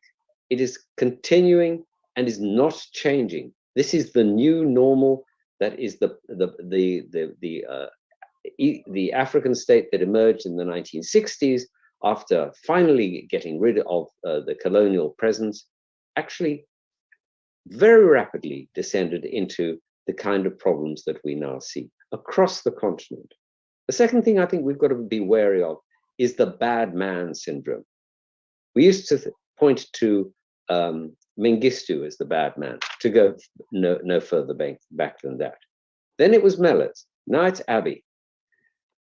We always say, oh, if only we got rid of this man. This guy is polluting our politics. He is the bane of our lives. And I'm not denying that these people have had many serious problems and have done. The problem cannot be reduced to a single person any more than it can be reduced to a critical moment. We have to look at much deeper issues to understand what is it that has produced these upswellings of discontent and concern, which have to be grappled by people at a much deeper level. I mean, there are many, many elements in Africa, which I know from having worked on it for, I don't know, 40, 50 years, that are powerful and unifying and bringing together and are very progressive. But there are many others which are not. And I think unless we begin to understand which are which, we will not reach a solution. Let me point to a couple of examples which are not African, which perhaps show us how difficult these issues are. And I'm sure you don't need to be convinced about how difficult they are, but let me just put them to you. What is 315 years old? I merely put it forward as a taster. It is the Union of Britain. The Act of Union was 1707. Is it a resolved state? It is certainly not. I arrived in the UK from South Africa in 1977. It was a united country. It was Great Britain. Scotland was a region, so was Wales. So, people didn't talk about Ireland much. They still don't talk about Ireland much, Northern Ireland. But still, it was Great Britain, and that was it. Today, we could hardly be more different. We've left the European Union. We have Scotland might become independent. Wales might go down the same road. Ireland is almost certain to become Northern Ireland united with the South and become the single country of Ireland. So after 315 years and many, many more parliamentary debates than you have, than all of us have hairs on our head, we have no resolution. We have still a continual movement and reshaping of the way in which we live with each other. So I think we should assume, unless Ethiopia is very different from Britain, that there's never a final point that we reach at where you suddenly say, ha, nirvana, we've got the answer. Mm. The final point I really want to make is that there are some very positive things that one can say about the situation, looking at it from outside. Let me point you to three of the most catastrophic wars that have ever been fought. The 1870-1871 Franco-Prussian War, its continuation in the World War I of 1914 to 1918, and then the World War II with 1939 to 1945. Devastated not just France and Germany, or what became Germany, but the whole of the world was caught up in this grotesque struggle between what was essentially two nations for control of Europe. And yet, amazingly today, the people of France and Germany, on the whole, in the main, get on fine. Young French people walk across the border, they can't even remember where it was. Pieces of land which were fought over, and hundreds of thousands died for every square inch.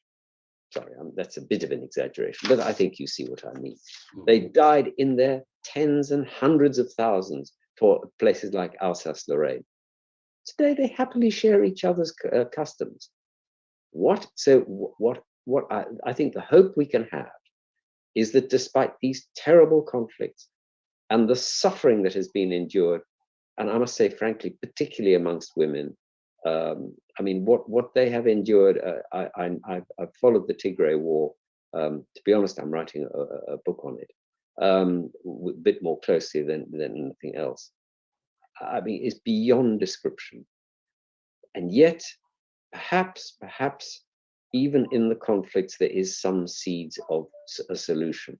But I think perhaps we should dump the word crisis, reject the idea of bad men, and assume that we will always be trying to reshape our relations with each other.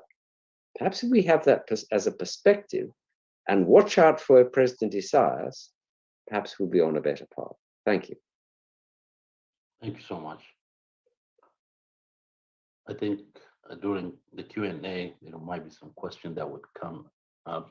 Thank you, Martin, for that wonderful overview and your deep presentation here. Let me go to Professor Terence Lyon, and then we'll go to Bora Gasa, and then Mr. Rene will give us his take on it too.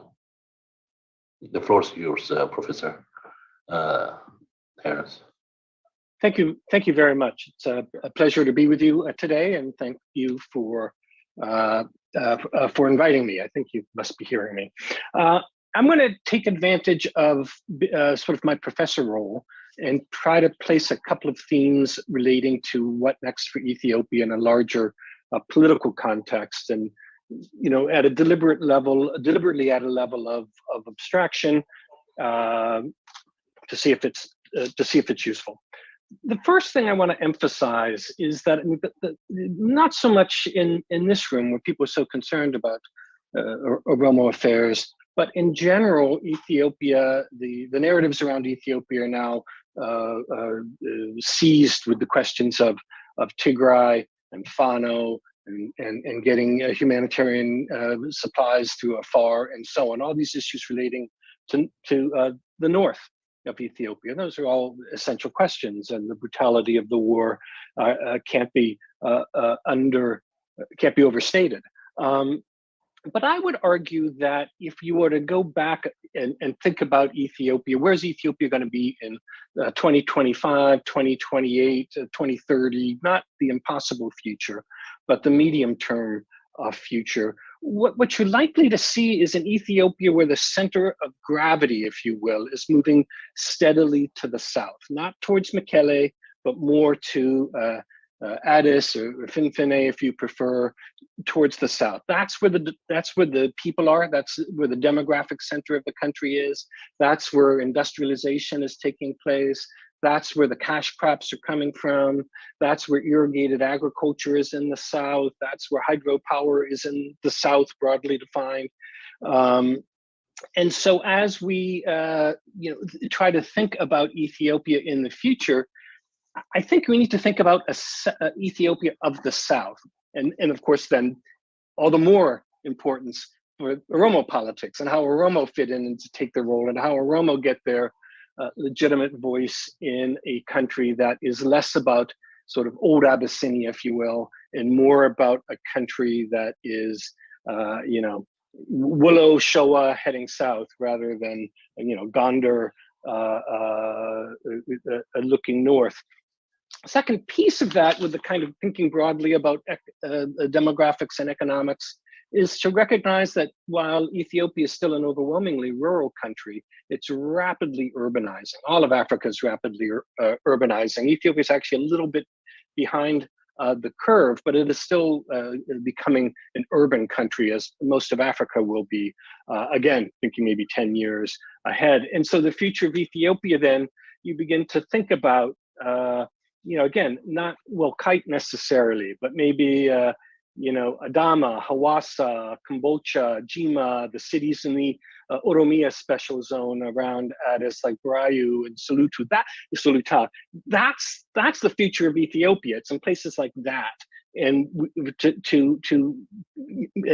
as we try to conceptualize where Ethiopia may be going, where we may wish to think about how to encourage it to go, I think those things, that shift that's coming and is not yet perhaps recognized, is where I would start.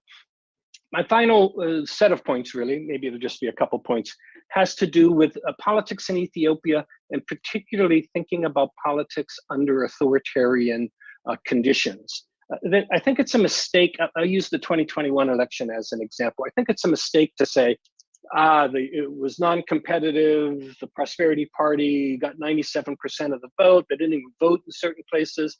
It's not worth your time even to think about it. Because while those things are most certainly true, I do think the number was 97% of the seats. There's an awful lot of regional differences that matter for Ethiopia. And let me just contrast the Amhara region with the Oromo region. In the Oromo region, the story is a little bit simpler. It was, straight ahead opposition boycotts because the leadership was arrested and their offices were closed, and the leader really very, the heavy hand of an oppressive state that was well familiar from the EPRDF years took place. And in fact, I don't have the numbers in front of me, in the vast majority of seats in Oromia, there was only the Prosperity Party on the ballot.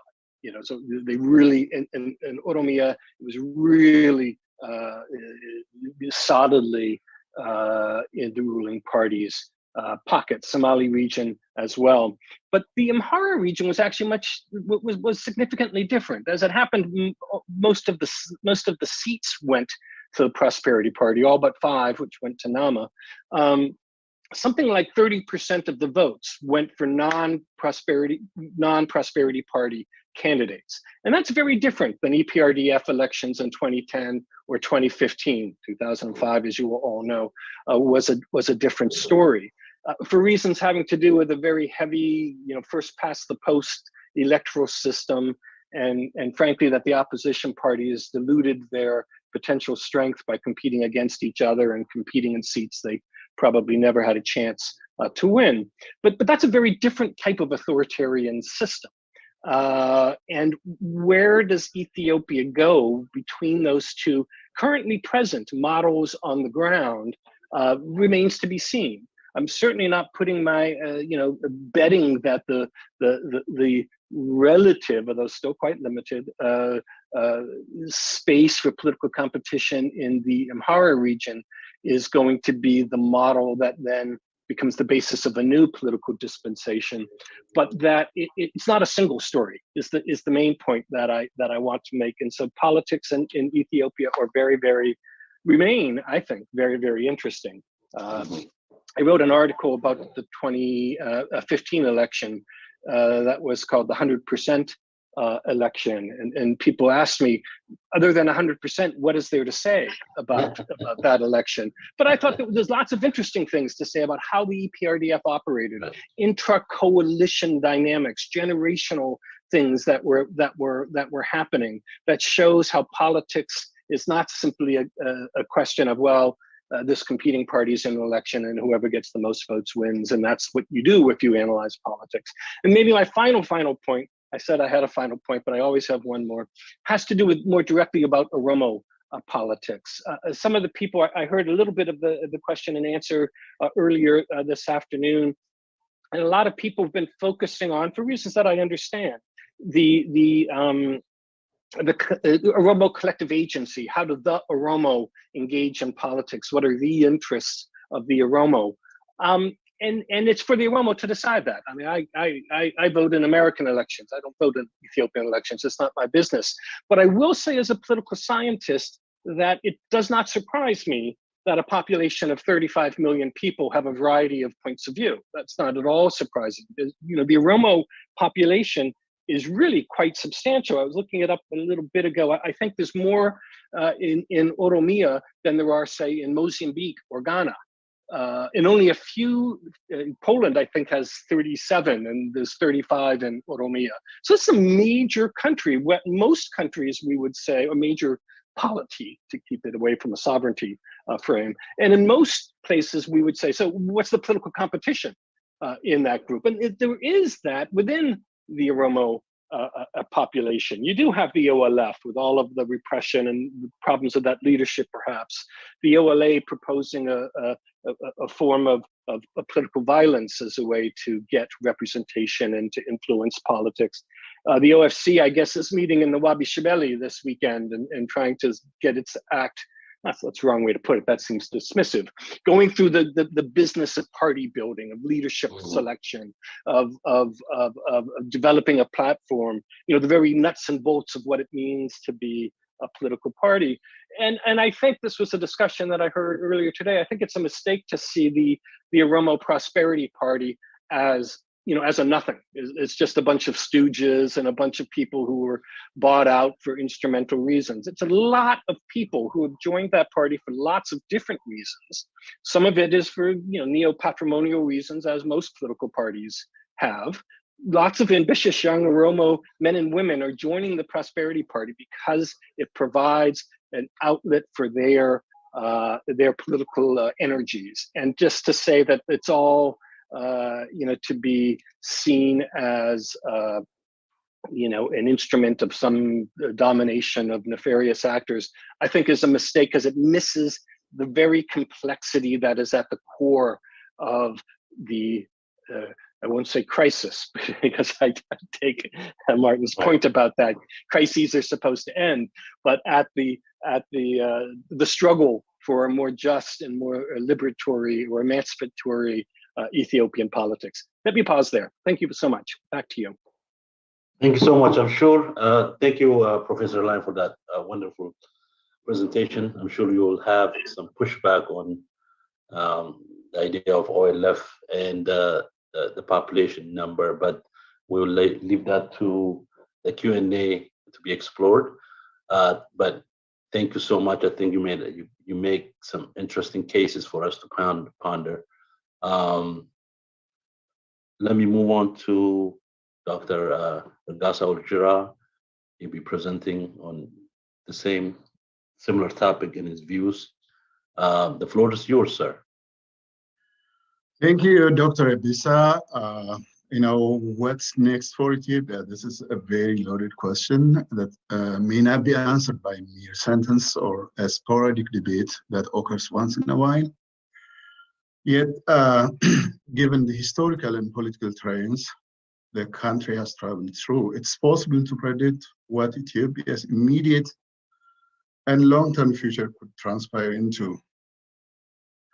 I think, as I am the only one on this panel with Oromo Ethiopian origin, I may have a differing view as a result of my own lived experience, and rightfully so, because I am from the marginalized and major constituency of the Ethiopian state, that is the Oromo, and therefore the Oromo predicament constitutes the center gravity that determines the future of Ethiopian political landscape, if not the Ethiopian state system.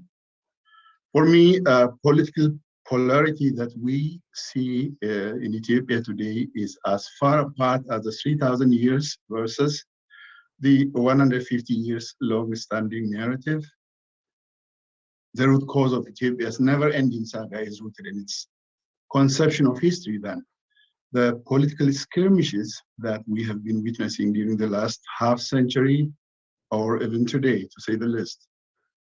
The hegemonic assumption, or I would say the myth, that Ethiopia could not set free itself from emerged when many tended to believe that Ethiopia is an ancient country that had been out there for 3,000 years, not more or less.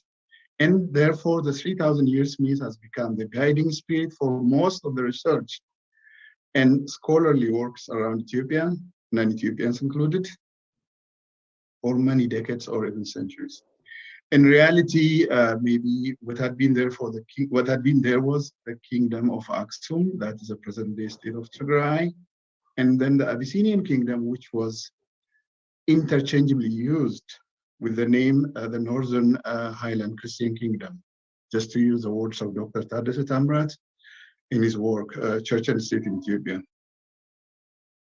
So contrary to the 3,000 years myth, Ethiopia as we know it today had been out there only since the last quarter of the 19th century, when the Abyssinian emperor embarked on a brutal conquest of present-day Ethiopia's southern territories, with the Oromo country as the major booty to forge the Ethiopian state with the hegemony of the conquering core Abyssinian ruling elite, that is the Amhara ruling elite.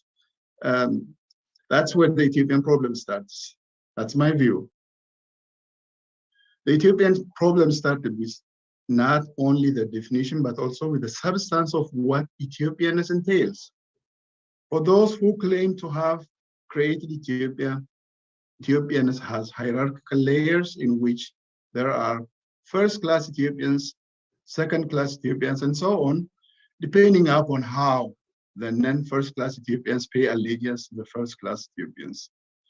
It sounds like awkward to many, but this is what Ethiopia has implicitly gone through since its creation, with some relief to such assumptions during the Derg era to some extent, and during the EPRDF rule to seemingly greater extent, only to fall back with the coming to power of Abiy Ahmed and his co-EPRDF subservience to the core power at the time, which was predominantly steered by the TPLF. The reason why I'm bringing this historical perspective is simply to indicate the anachronisms of what Ethiopianness entails and how those Ethiopians are planning to sustain Ethiopia with such ideologically wicked but dangerous trend to peace and stability, even beyond the borders of Ethiopia today. For such wicked Ethiopians, all Ethiopians are equal, but some Ethiopians are more equal. You see, even a seemingly few progress Ethiopia has made during the last 40 or so years is being reversed by some ultra-Ethiopian nationalists with the help of the incumbent Ethiopian state apparatus, with Abiy Ahmed at its helm. We have to note here that Ethiopian nationalism is simply synonymous with Amhara nationalism, and this has become a norm by all standards. Even the Amhara elite does not dispute this statement because the Ethiopianness that they wish to reign over all other identities should be an exclusive state ideology that squashes the multiple identities that should have made Ethiopia as it should have been. For example, the current battle against the Oromo self-awareness movement, or Umma, which is simply to mean Oromoness, attests to the struggle for supremacy by the proponents of the so-called unitarist state structure or Ethiopian nationalism. For those ultra-nationalist Ethiopians, Oromoness is an antithesis to Ethiopianness, and for them, therefore, both cannot coexist. So, the future Ethiopia lies in to what extent this dangerous ideology of Ethiopianness could be contained, and the lengths that this Orwellian Ethiopianness is going to go. It has to be noted that these ultra-nationalists were given the green light the first day Abiy Ahmed was about to restore the glory of Ethiopia's past in his acceptance speech when he was elected as a prime minister exactly 4 years ago now. It was not clear which Ethiopia he was referring to, the 3,000 years Ethiopia, or the 3,000 Ms, or the 150 years old Ethiopia, but assumably he had the medieval mythical manuscript known as the Kibra-Nagas, or the glory of the kings, in mind. That's what I assume. Therefore, my first conclusive remark would be Ethiopia's future lies in its past, meaning Ethiopia's future will depend on how it reconciles itself with its past. The Ethiopianness, the Orwellian Ethiopianness I just mentioned earlier, and the multi-ethnic polity Ethiopia that we've known since the last part of the 19th century or early 20th century. There were missed opportunities, Mies and reality had alternatives themselves from time to time in many attempts of reconfiguring Ethiopia as a multi-ethnic polity that should have reflected those 80 or more distinctive identities to live in equality and justice. Earlier, Professor Tenz was reflecting on the future of Ethiopia into some growing urban areas or the resourceful areas in the southern part of the country. But for me, the future of Ethiopia lies how it reconciles itself with the past. I mean, there could be so many questions that could come up in the discussion going forward. With this, Imperial Ethiopia has remained at the top of everything Ethiopian, only to eclipse Ethiopia's true nature, that is, plural identities with distinct cultures, values, and demands for self-rule. The first such attempt, maybe one of the missed opportunities at the time, was made in 1991. I know, as a matter of historical incident at the time, one of the leading architects of the 1991 arrangement in London, on behalf of the United States government. Ambassador Herman Cohen is in this panel. He can speak more to this event.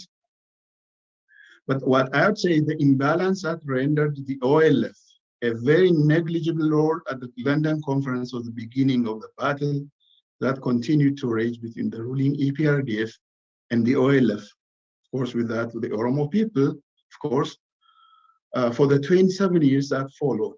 From my point of view, the Western powers' method of mediating conflicting forces in Africa only looks at who really presides over a considerable number of armed forces, than whose political home base is of paramount importance for a lasting stability and peace.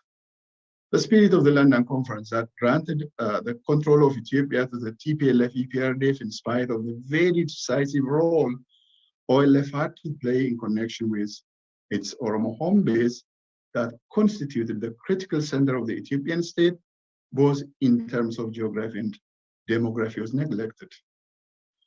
The EPRDF rule eventually succumbed to the cumulative resistance waged by the Oromo people, particularly the Cairo movement, under the OLF's motto of the right to self-determination as a guiding spirit. Then came this misguided new beginning. As we all know, in 2018, the popular uprising that toppled the hegemony of the EPRDF-TPLF was usurped by those who changed sides at the last minute from within. Abiy, the former functionary of EPRDF's security structure, who was even responsible for manufacturing false evidence against Oromo prisoners who were allegedly charged for acts of terrorism, all of a sudden emerged as a champion of democracy. Abiy was said to have been preparing false transcripts of alleged conversations between Oromo prisoners and the OLF leaders abroad. Such transcripts were supposedly taken from the Ethiopian telecommunication and were used as admissible evidence against Oromo prisoners in EPRDF's courts. So Abiy's rise to power was a misguided new beginning in which the old refurbished themselves as new. You can cite a number of people, individuals and groups that converted themselves from an old EPRDF to the new Prosperity Party. So Martin actually earlier, so Martin Platt stated that let's avoid the word crisis, but we're in crisis and it's a reality that we cannot avoid. It's just like our shadow that we cannot go away from. So with the current crisis, Abiy and his handcraft, the Prosperity Party, I call the Prosperity Party only the handcraft of Abiy Ahmed and his cronies. Please, you have a few problems. States to begin with, yeah. So Abiy's Medemar was published as a main ideology for the guide to the future of Ethiopia. And with that, Abiy wrote his own terms of, the end of history. I come back to what the way forward should be. An all-inclusive debate that could lead to a transitional arrangement must be facilitated, not by the ruling party, but the major stakeholders such as the OLF, OFC, and other credible political and civic society groups. I have to stress the fact that the tenacity and stamina of the Oromo Liberation Front and the Oromo people's struggle, in spite of the most agonizing train it had gone through for close to half a century, must be a testament to the popular cause it does represent, and therefore should be brought to the center stage of the Ethiopian politics.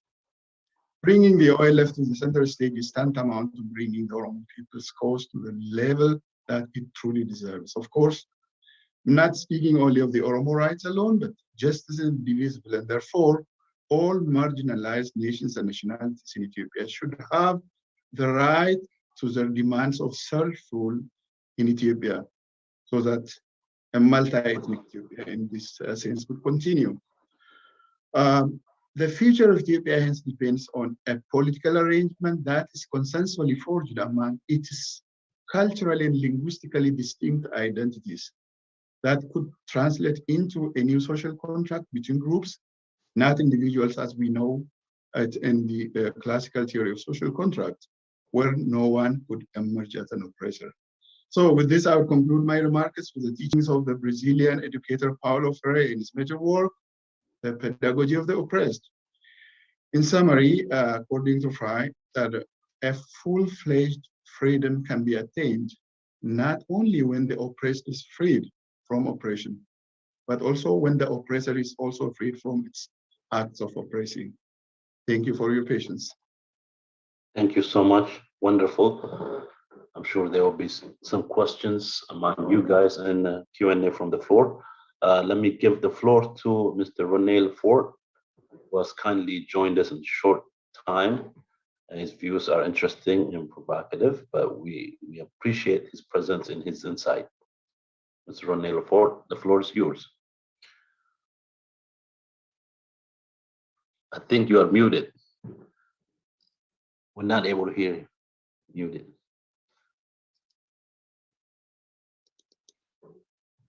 Madeline, now, now we can hear you. Yes. Okay. So I thank the organizers for having invited me to take the floor, and I wish this conference every success. So the organizers ask us to answer the question, what next for Ethiopia? This is an impossible mission. At most, we can try to identify some major trends and then speculate on how they might articulate themselves in the future. And it's highly probable we will be completely disproved in a few weeks or months. But let me try. I see one main trend, the fragmentation of Ethiopia, which can be broken down into three major independent dynamics. This fragmentation leads to a situation that is known in French as leopard spots. After the widespread chaos of 2017, 18, 19, local situations are somewhere between two extremes. A gradual return to a kind of normalization with a growing hold of the PP, but less deep and less authoritarian than during the end of the EPRDF, and areas plagued by permanent armed conflicts, in a way outlawed, with their attendant insecurity, massacres, and exactions. This fragmentation has demolished the traditional pyramid of power to make way for a myriad of more or less autonomous local powers over more or less extensive areas. The collapse of the central power has led these fragmented powers to seek to assert themselves through militarization. According to good sources, the total of regional forces plus FANO and equivalents is now double that of the ENDF, not even counting the Kebele militias. This centrifugation is inseparable from the rise of identity-based feelings, often increasingly fanatical, which are themselves inseparable from an increasingly pronounced irredentism. Not a single Killil is free of territorial claims on all the Killil that border it. All this logically led to an intensification and multiplication of armed conflicts involving coalitions of military and paramilitary forces in an increasing barbaric form. The federal state and almost all regional states have long since lost their monopoly of the exercise of violence. So I would like now to try to relate these dynamics not to the immediate, in my opinion, temporary and singular symptoms, but to the effects on the resolutions of the fundamental question, the one that is at the heart of the crisis and that we tend to lose sight of. What new way of living together, or at least what mode of peaceful coexistence should Ethiopia try to build between its 80 nationalities and people? First, I think that this centrifugation is irreversible. This atomization of power is too far-reaching to expect that what remains of the central power could gradually integrate and subdue all these local powers in a foreseeable future. The case of Tigray is emblematic. In June 21, Abiy Ahmed had to admit that he couldn't defeat the TDF military. He stopped the ENDF more or less at the Tigray border. Abiy has just declared an indefinite humanitarian truce. It's impossible to say today whether this truce will be respected or not, whether it simply precludes a full-scale resumption of the war. But in any case, I don't see how Abiy can achieve his original goal of bringing down the TPLF. I think we are temporarily heading for the same situation as before the war, a de facto Tigray state left more or less to its own devices. Abiy probably couldn't wait for his blockade to bring the TPLF to its knees because he has other, more dangerous and urgent fronts on which to concentrate his few remaining forces. There is talk of 30 million Ethiopians in need of emergency food aid. This cannot be met without massive international assistance. Ola is now active even around Ambo. Abiy Amara supporters are grumbling. So it seems to me that the existential question at the heart of the crisis in Ethiopia has been practically answered on the ground. Barring dislocation, Ethiopia is heading towards a very loose ethnic federalism. So it is always argued that the so-called Amara hegemonists or expansionists form an unwavering bloc of staunch opponents of this type of federation. I think we need to enter into a more complex analysis, taking into account the meteoric rise of an Amara nationalism. I have been talking to Amara friends in the last few days, but only in the eastern part of the region. So it's what I have done is far from being a scientific survey, of course. So I asked them what people around them think. In short, these people told them, we thought and we were acting more like Ethiopian citizens than Amara. Because of this, we have not been able to come together and organize ourselves to be strong as Amara and resist the TDF invasion. Our priority must now to build a strong Amara nation. These people are also saying, let the Tigrayans do what they want to do at their home, in their home. We don't care. Trying to go to Mekelle is absurd. All we want is to take back our territories occupied by the Tigrayans. Dessalines Chanet, the previous president of Nama, was asked, if you had to choose, would you stand for Ethiopia or for Amara? His answer was convoluted. In short, he says, Amara can serve as a center and can advocate for the rights of the other nationalities while fighting for its own rights as well. This is a far cry from the original aim of de-ethnicizing the federal system. So I mean by that even in the Amara region, an ethnicization process is underway, and that through this process, it could be possible progressively to break this Amara bloc and to integrate progressively some members of the Amara elites into this federal ethnic project.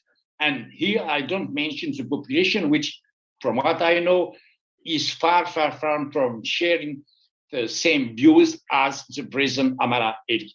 So I think that beyond the events from day to day, Ethiopia is just at a tipping point where the most visible, but in my view, temporary confrontation in this crisis is shifting from Tigray to an Oromo-Amara confrontation. Its epicenter could be Addis Ababa. Ola will be one of a crucial actor of this move. This was, in my view, inevitable between the two most numerous nations with the two most opposed projects. So, if the observation I made are correct, this confrontation will be less about the type of system, federal system that will govern Ethiopia, than about territorial conflicts and the fate of minorities. Irredentism is virulent in each Kilil and in relation to all Kilil around it. The increase in the number of barbaric intercommunal clashes, so-called intercommunal clashes, in fact pogroms, is catastrophic. A national inclusive dialogue is supposed to be the right process to tackle these problems. The one that Abiy Ahmed has set in motion is a farce. There is no need to dwell on it. He pretends to dialogue. The international community pretends to believe that he is dialoguing. All the other parties, armed and unarmed, are proposing the same process, but this time transparent, autonomously managed, and genuinely inclusive, with TPLF and Ola, some say. Even if this process is put on track, its chances of success are extremely slim, not least because of the fragmentation of the political landscape. Restructuring this political landscape is a prerequisite for this national inclusive dialogue to work. Regional political parties need to form strong alliances based on clear operational programs. These alliances must in turn extend beyond the borders of the Killing. A national dialogue cannot move forward with 100 participating parties. So this exit door is not within easy reach. It will be extremely difficult to get through, but I don't see any other way out unless we resign ourselves to an endless war and ultimately the end of Ethiopia. Thank you. Thank you so much. What a wonderful presentation and insight from all groups. Before we even go to the Q&A, I wanted to engage the panelists with one another. Mr. Rene seems to have a different view than Martin. Martin, Mr. Rene believes or thinks the country has headed toward disintegration, and you believe despite the crisis, Ethiopia will continue to limp forward. Did I misunderstood that? You know, I don't know why anybody asked me about the future. I was wrong about the end of apartheid. I was wrong about the fall of the Berlin Wall. I was wrong about President Trump. Why on earth do we discuss the future? Journalists are the worst people to possibly ask about the future.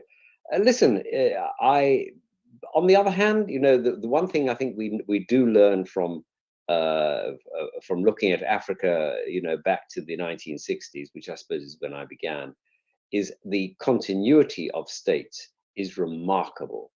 And the number of disintegrations has actually been very small. And I would assume, probably wrongly, that Ethiopia will survive. I just hope that the endless battle between the imperial vision and the decentralized vision will be settled in favor of the decentralized vision and the federalist vision. Now, I know the Tigrayans, you know, shall we say, played games with it. But I still think it is the right vision. And I think anyone who thinks that they can reconstruct the old empire is, on a hiding to nothing. Thank you. Let me pose one question to Professor Terence Lyons. What should, especially the United States response be, since you're a conflict resolution, your area of expertise is conflict resolution?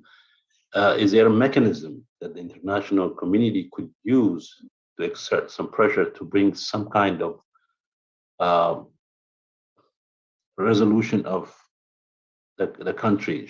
What do you think should the United States policy should focus on to mitigate the current problem? Yeah, thank you. It's another kind of impossible question to answer, but I'll answer it in two ways. One is that I always, whenever I have an opportunity to speak to people in Washington who are engaged in the policy world, I always encourage them to be very modest in what they think they can do in Ethiopia or any place else. Most of the action is on the ground. 99% of what's going to happen, to take Renee's last point, in a potentially coming Amhara-Oromo fight for Addis Ababa, the U.S. has nothing to do with that. I mean, they can't really shape the incentives, the strategies, the tactics of those different parties. What they can do, on the margins, is some of it through messaging, some of it through good offices of having a special envoy or trying to empower Africa Union envoys and so on. Very weak instruments, but still they're the instruments that exist.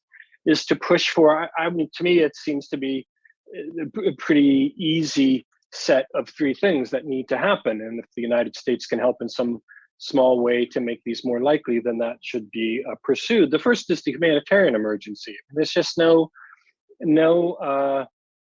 in fact, you should set the humanitarian emergency aside from the political negotiations. Bringing food into Tigray should not be given as a concession in any type of negotiations. It's a crime to deny food to people, and it's been outrageous how long this has gone on in Tigray.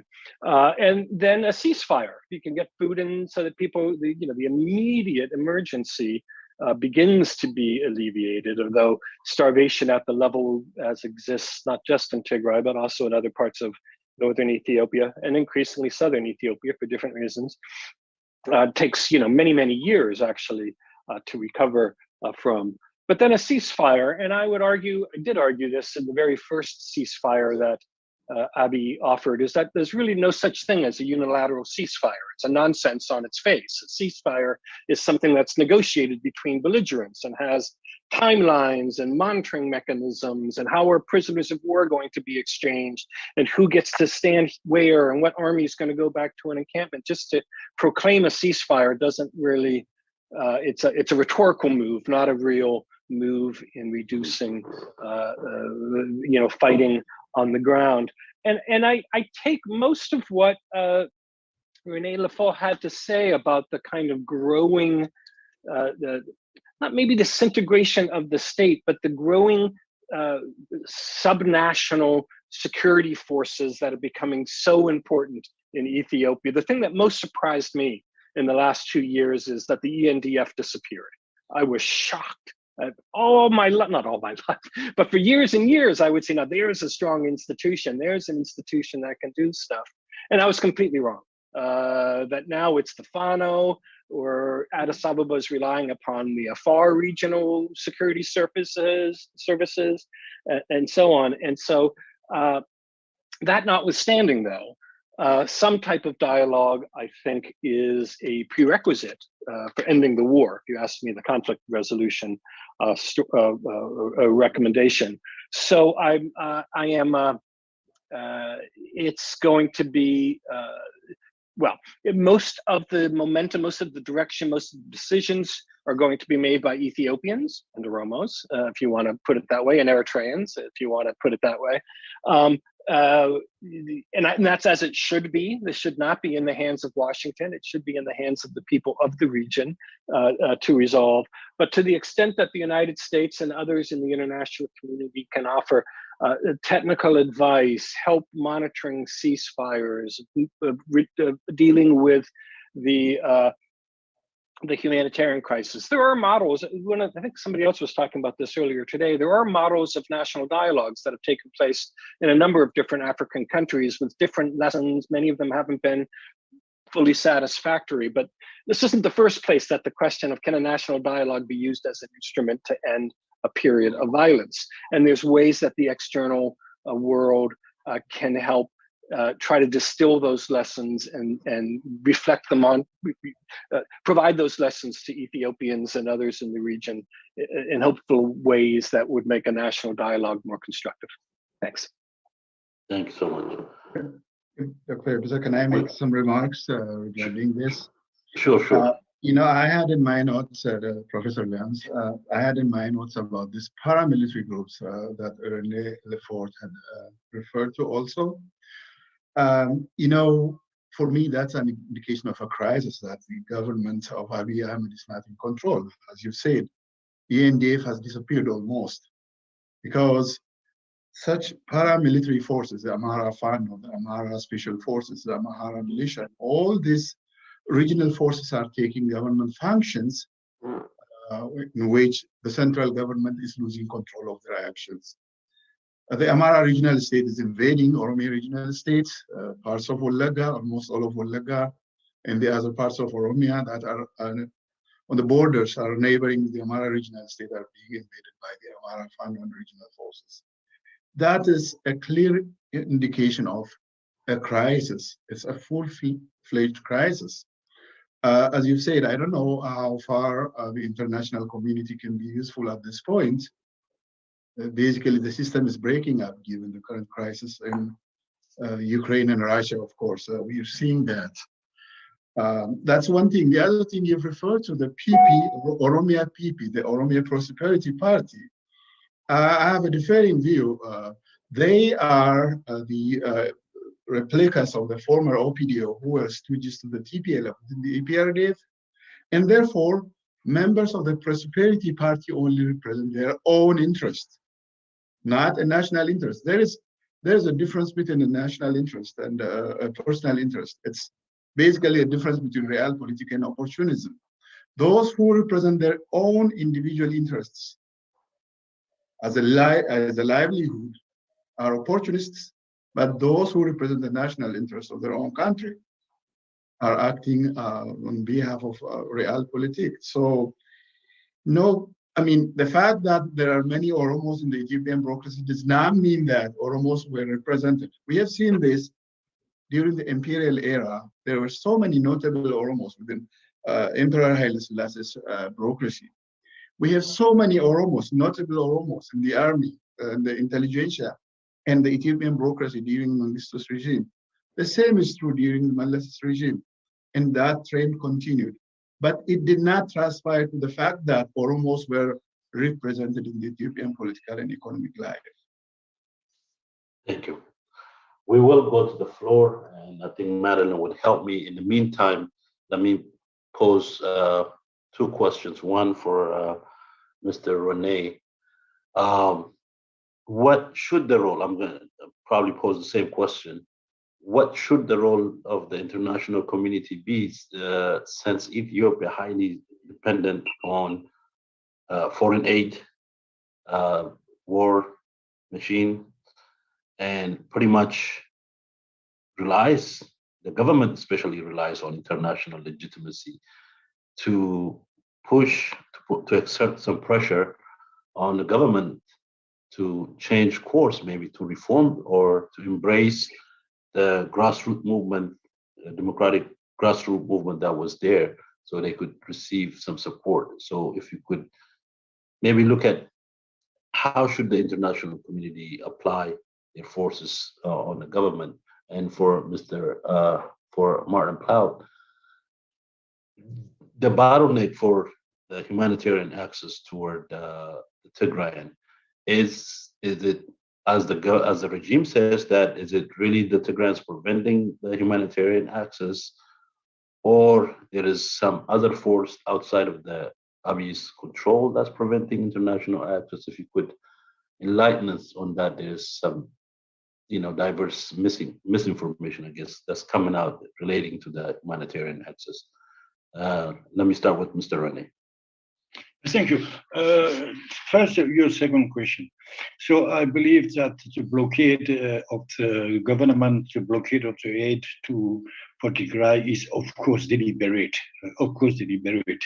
Because the government always said that no, the fightings prevented the convoy to take the road, etc., etc. But if it would be the case, if the government was really willing to help Tigray, then an airlift could be organized. Or this has been systematically refused by Addis Ababa. So that's the first point. Second point, the situation in the North Afar is not simple. Okay, it's clear that there are local groups, Afar groups, on which the Central Afar Authority had no control. It's the reason why it was just suggested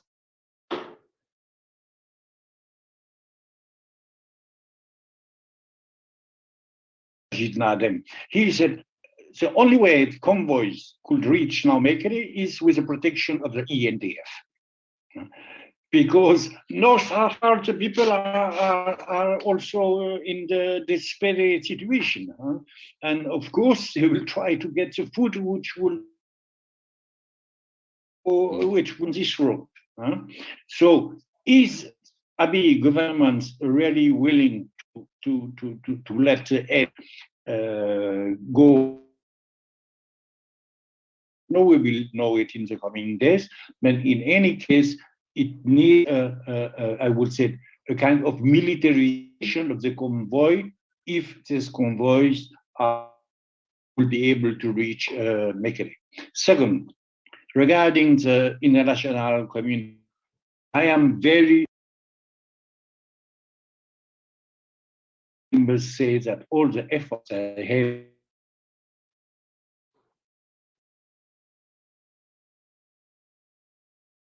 I think, can you hear us?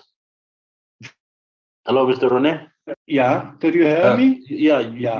Shall I continue? You broke up. Could you go back with the international community? You were cut off. Yeah. We weren't able to hear you. Shall I continue? Yes, we can hear you. Yeah, okay. First, the international community was totally fascinated by Abiy. And okay, this can be explained. But what cannot be explained is that a couple of months later, when it was very, very clear that Abiy was not the right man, not the right place, they continue to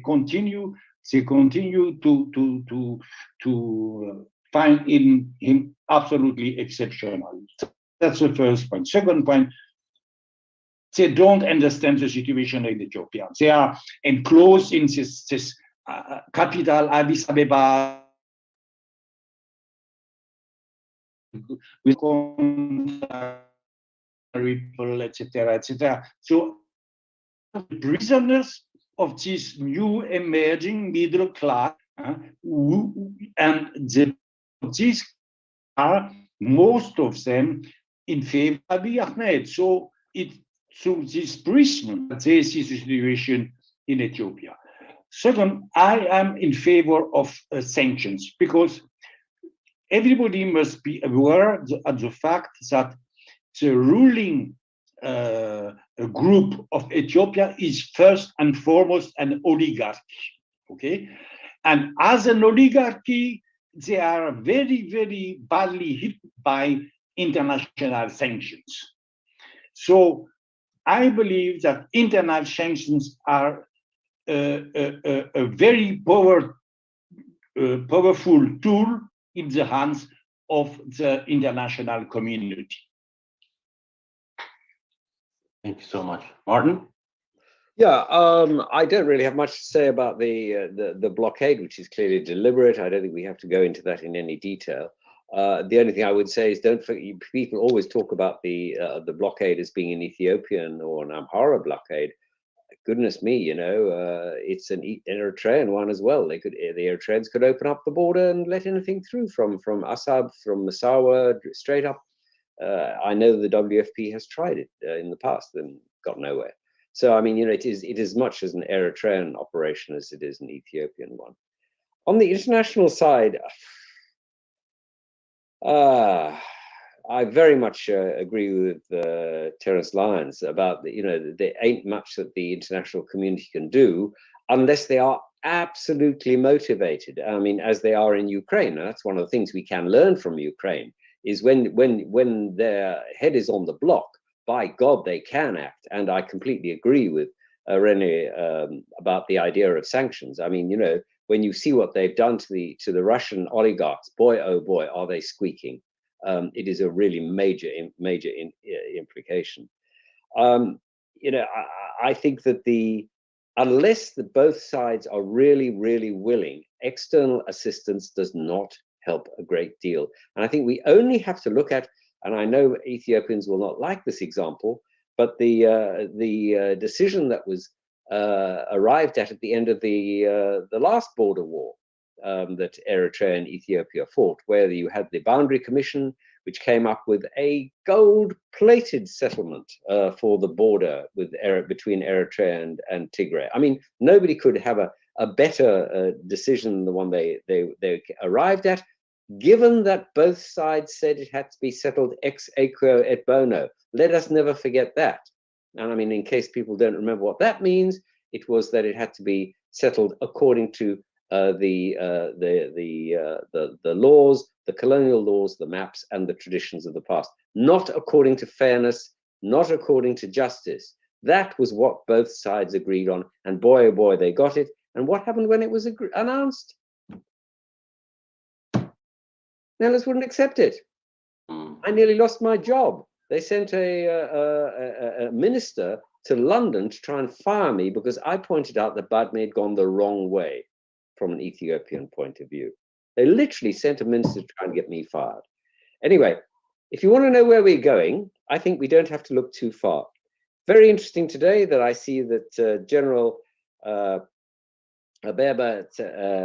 Tadessa has been sent to Asmara today. He's the guy who came out with the statement saying that he wanted to eliminate the Tigrayans and re-enter Mekele. Meanwhile, there are reports that 230 buses are taking Ethiopian forces from Dessie to Kobe. I think, you know, we don't have to speculate too far about what is likely to be happening. Now, I hope to God I'm wrong, and I hope there's no more war. Are you imagining a second war on the horizon? I don't think it ever ended. There are a lot of symptoms. It's a lot of symptoms. 260 buses crossed Dessie to Kobo. You have around 80 guys in each bus, so it makes around 20,000 soldiers. Wow, thank you. We have plenty of questions, but my last question to the panelists for Boragasa and Professor Terence Lyons. Has the United States policy toward democracy changed recently? Are we seeing a shift from supporting grassroots democracy? Is there any updates or any change of U.S. policy toward the Horn, maybe Ethiopia? And for Ragasa, without the current federal structure, do you see a stable region or Ethiopia emerging for both of you? And then we're going to go to the floor. Any of you, whoever has much more gray hair can go first. Less hair, more gray beard, maybe. Let me go ahead, and I think I can do the democracy piece fairly in a fairly straightforward way. I mean, the first is that U.S. support for democracy was always an important value, an important part of U.S. foreign policy, but it was not the only. thing. The US did have interest in things like stability and counterterrorism that perhaps I think were driving policies towards Ethiopia rather than a single policy objectives. In the last administration, there wasn't much support at all for democracy. Although I do think in the early days of Abiy, there was great, perhaps misplaced enthusiasm that there was going to be some sort of democratic transition, and the US was very happy to be able to associate itself with that. The only other piece of information is that Biden has, at least rhetorically, made global democracy, solidarity as one of his signature moves. It remains to be seen what that really means. He's also framing the Ukraine conflict in those terms. This is where we have to stand up for democracy. So that's at least something worth watching to see if there is a greater support for democracy promotion, or perhaps, to put it negatively, to standing up or countering growing authoritarian trends in the world, both because of Biden's understanding of his policy agenda and then the way that Ukraine is reshaping global narratives. Let me leave it there. Thanks. Just I would like to make a few remarks regarding your question. I think the debate between a unitarist and federalist structure in Ethiopia has been raging for a while. For me, federalism is just one of the political arrangements in a democracy. It is not an end in itself. What matters for us, for democracy and freedom to reign in that country, is for people to determine their future by themselves. The Oromos, the Somalis, the Afars, all other constituencies of the current Ethiopian state should decide their fate by themselves. This is called the right to self-determination. Then we can forge a type of a political arrangement that suits everyone to live in equality, or whichever way. Otherwise, federalism is not an end in itself. Some people are, interchangeably using the term federalism with what has been known as the Federalist Papers that shaped the American Constitution way back 200 years ago by Alexander Hamilton and others. That is not the case. The way the current PP government is trying to create a federal arrangement is completely unacceptable. A geographic arrangement of federalism is not acceptable. If you call me a Western Ethiopian, it does not transpire, it does not resonate with me.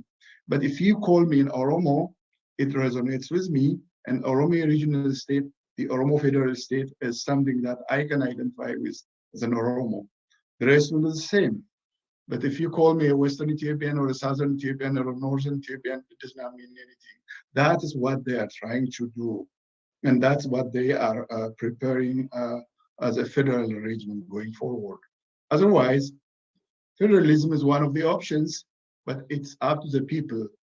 First, they must be granted. The Ethiopian people must be granted the right to self-rule, and they have to freely decide their fate by themselves. That's my take on that.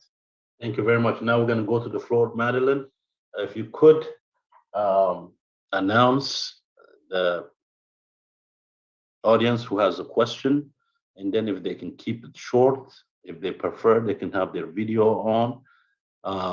But we would prefer a direct question and short question to these experts.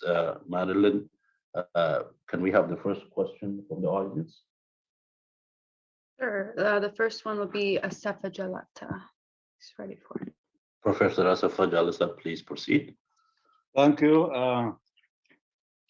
It's very interesting to hear many views on this panel. First of all, let me comment on what Mr. Plout says. His position is very reductionist. He wants to free Abiy Ahmed from his criminal behavior. He was saying that even if regimes change, if individuals come to power, it doesn't matter, crisis will continue. He goes to Mengistu, Mallas, and Abiy.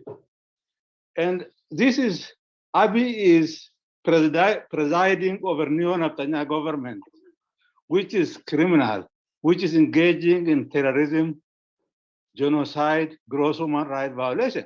I'm wondering whether you are studying what is going on in Oromia. Did you see people being burned, dead people burned, young people executed in public? Thank you. Did you see women burned, houses burned? And all these things, to ignore these things and say, Abiy is just an individual and it doesn't matter, it's very problematic.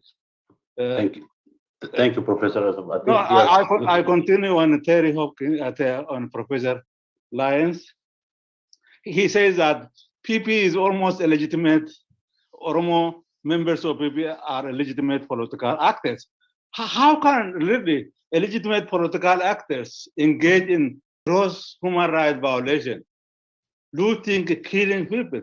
I'm wondering whether exactly what you guys are generalizing, except the Rene level, is really based on a study. Just speculation. I think it would have been nice if you study actually what is happening in society, rather than making a very broad generalization without understanding what is on the ground. Thank you so much, Professor Sabajala. This just a little bit short on that. Martin, would you like to clarify your statement earlier? Did you capture his question? Absolutely. And of course, I do not for a moment mean that I don't hold him personally responsible. Of course, he is responsible for any deaths, murder, terrorism, grotesque things which are happening. I'm not saying that, not arguing that for a moment.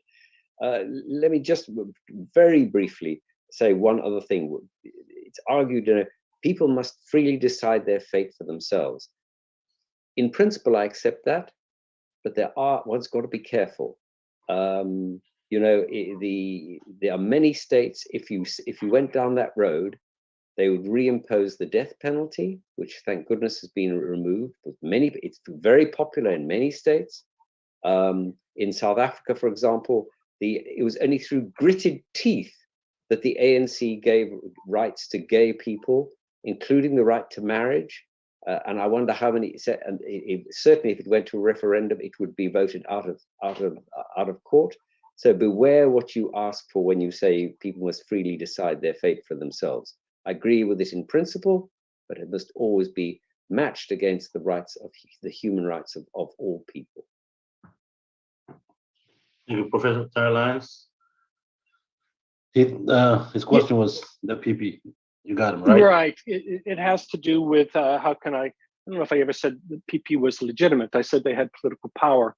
But the broader question is that my position is, as I try to seek to understand Ethiopian politics, and particularly Oromo politics, is that I can both accept that there were massive human rights abuses and massive acts of political violence in Ethiopia, and at the same time say there were political dynamics that are worthy of understanding and of doing research on and seeking to understand. I don't think the first position means that the doing political analysis is therefore waived because we've figured out that there's human rights abuses and therefore there's no reason to analyze politics. So I think both are true. I wouldn't deny for a second the violence on far too many actors. To go back to Renee Lefort's point of view, is that the decentralization of violence in Ethiopia is extraordinary right now. And so there's all kinds of militias involving and all kinds of violence. But that does not mean let's not analyze politics. It means that politics is in some ways all the more important so that we can understand these patterns of violence. So that's my answer. Thank you. Thank you so much. Madeline, next question, please. The next question is Workana. Please, we're gonna keep it short. Just okay. That question would be best. Thank you so much, everyone, for the interesting, in fact, insightful, excellent points about the dysfunctional former Ethiopian empire. My question goes to Professor Teres Lyons. You pointed an interesting fact related to where Ethiopia is heading in the next 5-10 years, and the fact that Oromia is the center of all the political, economic magnets. Of course. why do you think is the honest and clear citizenship role of the majority Oromos are deliberately ignored by the international community, given the fact that Ethiopia can never achieve anything without a genuine and comprehensive answer for the question of these people for the fundamental human right protection, citizenship, political power on their land, and at least why US is wasting its time on the issue that is absolutely unrealistic to ignore 60 million Oromos and yet to try to fix the chaotic issues of the Horn. And Dr. Sagai, yeah, I'm done. Dr. Sagai, thank you for your articulation, but I have the last question for you. Does it give sense to still think Ethiopia still exists? Thank you so much. Apologies, I have to leave. I'm so sorry. Thank you Sure. very much for having me.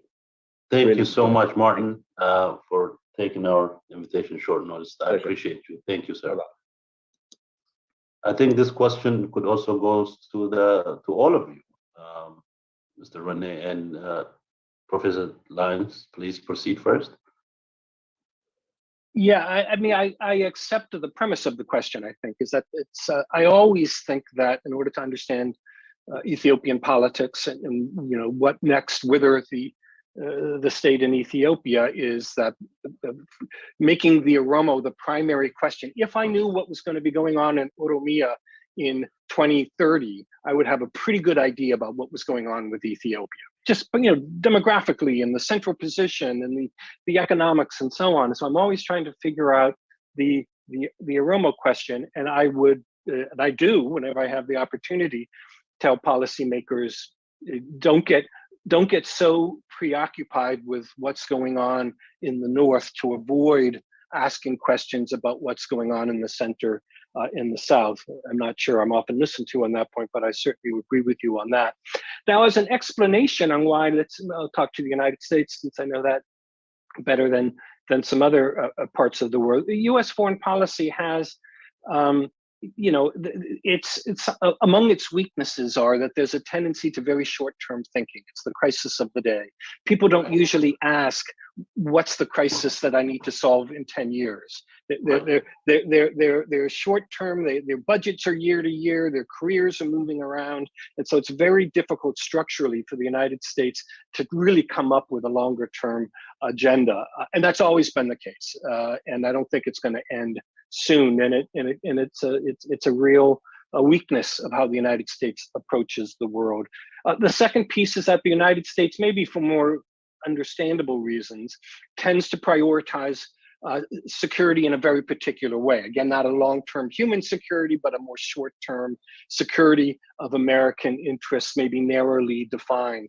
And so if Ethiopia, let's go back a few years, Ethiopia was perceived as being a force of stability in places, UN peacekeeping, and in South Sudan and Somalia and so on and so on. We can debate whether that was all really true, but that was part of why the United States was accepting of a kind of Addis center, elite rather than what's happening in the grassroots in Oromia, a focus of policy.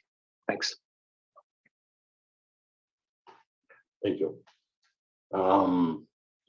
Any more questions, Madeline? Sure. Next up, we have Jamal. Please be brief, Jamal, and direct your question and respectful to our guests. Thank you.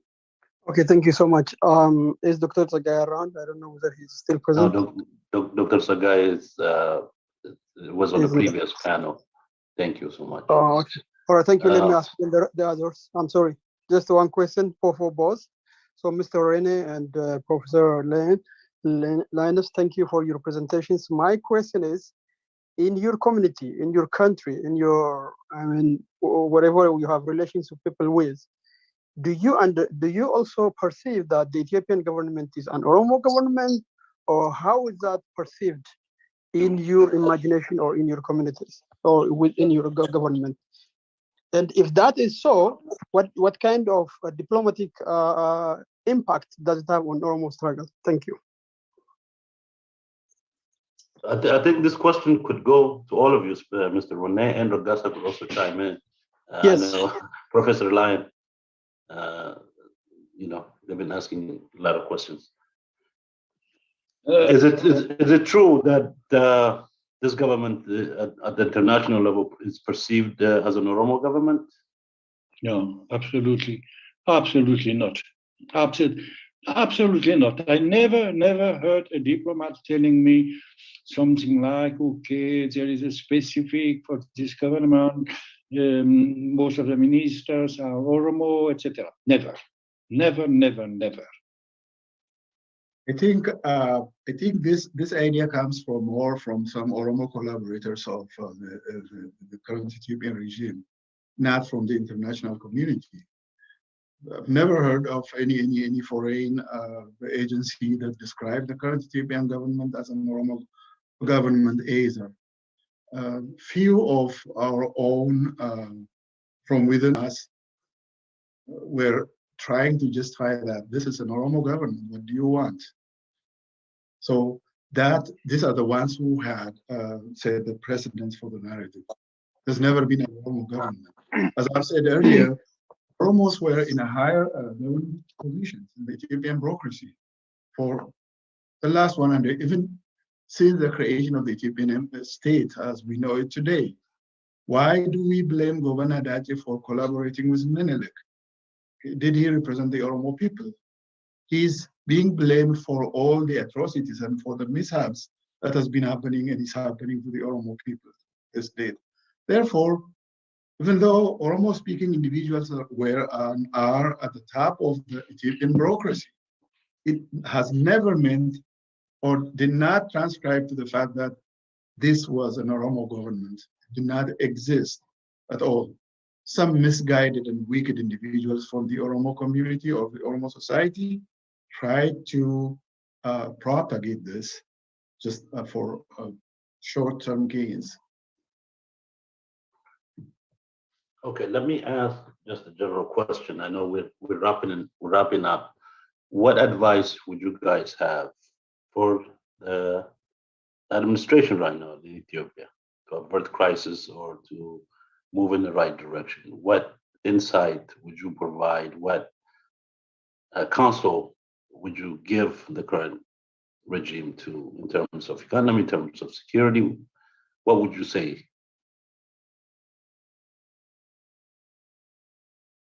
Professor Terence, could we start with you or Mr. Rene? Boy, I'll go ahead and get started, although it's not my usual position. I mean, I'm always very circumspect in giving my advice to other countries or to other peoples. So my answer, it's not going to be particularly insightful, is to recognize the depth of the crisis that you were in, and recognize that it's going to be years to get out of it, and think about what you can do now to begin taking a step in the right direction rather than to turn the page and transform everything or have one mechanism that's going to resolve it. Ethiopia is going to try to get out of its current position, even in the best of circumstances. It's going to be a decade project. They're in deep, deep trouble. The Ethiopians are in deep, deep trouble. And so on the security side, on the economic side, the economy seems to be shot as near as I can tell. And on the political side, it's sort of, I'm just giving you some of my kind of biases rather than analysis. I don't believe in big solutions. I believe in incremental, step-by-step, little bit, learn, take the next step. But I believe that for everything. I'd say that to almost any government. So that's my answer. It's the same answer I give to anybody, is don't look for the single solution, but find small things and keep building on them and building on them. So I don't expect that the Ethiopian government would find that to be particularly insightful, but that's what I have. Thank you so much. Mr. Rene? Yeah. First of all, I had never met Abiy Ahmed, and I am forbidden to enter Ethiopia. So there is very, very little chances that I could give my opinion. But if I will have the possibility of giving my opinion to the Ethiopian leadership, I would simply say them, be realistic. Simply that. Be realistic. Look at this country as it is. Look at the different situation, economically, politically, geographically. You must stop your blind ideology. You must stop it. Okay, be realistic. That will be my only advice. Thank you. And Mr. Ragasa, what would you give? I think as an insider and as an Oromo and as a person of Ethiopian origin, of course, I have the lived experience of what Ethiopia looked like, what it went through. Ethiopia has never been as troubled as it is today, where people are being burned alive, where paramilitary forces are ravaging the entire country, while the central government is only feasting on its parties in the capital and major urban areas. What Abiy Ahmed now controls is only the capital, Addis Ababa or Filfine, and some major urban areas, and its government-affiliated and government medias. That's all. Therefore, what should happen is the current regime, Abiy Ahmed's regime, has done enough crimes that it cannot and should not continue as a ruling party with its ruling prosperity party. If it continues to do so, it's going to be a liability to the peace and stability of the whole, not only of that of the Ethiopian state. I think a new transitional arrangement is an imperative at this point, that we need the international community to intervene and assist with, helping other political forces, especially with the Oromo at the center stage of the current Ethiopian political turmoil, to play the leading role. I'm saying this not because I'm an Oromo alone, but because Oromos had always been the marginalized majority, but had always played the central role in providing material and manpower to the survival of the Ethiopian state. This has never been recognized. This has never been recognized by other Ethiopians, by the international community, and so on. Therefore, without bringing the Oromo cause, the Oromo politics to the center stage in Ethiopia, the country cannot sustain. Even the region is going to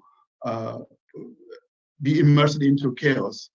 The current trend is very, very, very dangerous. We've said this repeatedly. Paramilitary forces are doing raids of the neighboring regional states. You know what's happening in Oromia, especially in the Wolaga region of Oromia, and also in the other areas in Wollo, in Tigray, and so on. So I noted at one point that Ethiopia had declared war in Ethiopia, and this is a self-defeating trend. By declaring war on Tigray, which in fact was the core of the Abyssinian kingdom, that transpired to what's today Ethiopia's reconquest. By denying Ethiopianness of Tigray, they cannot even make Ethiopia into what it's going to be. This is not democracy as a way out of this. Yeah, so the current regime, Abiy Ahmed and his cronies and his prosperity party should not continue to rule the country. It's a real crisis. I think Mr. Plout should have listened to this. We're in crisis. We should not avoid or escape a reality that we're living in. So that's what my take is. Thank you so much. With that, it's an honor to have all of you, Professor Terence Lyon from George Washington, and Mr. Rene Lafort. It's really insightful to hear from all of you. Martin Plout also that was here. It's really a pleasure. I hope the administration listens to you guys' advice, change course before the horn implodes. But thank you so much. It's an honor to have you on Osa Oromo Studies Association platform. I thank you, all of you. Thank you, everyone. Thank you. Thank you.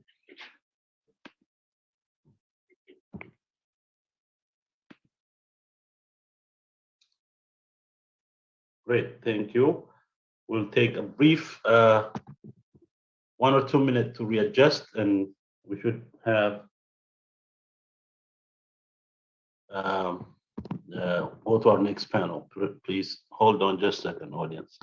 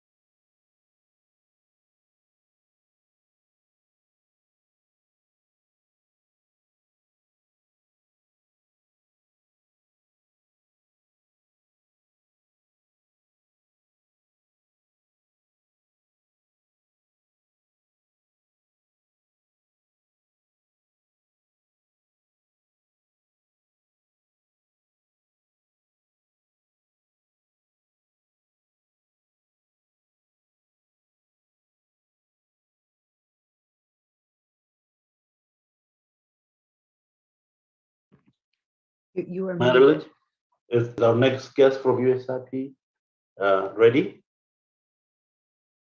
I am. Hi. Oh, thank you so much.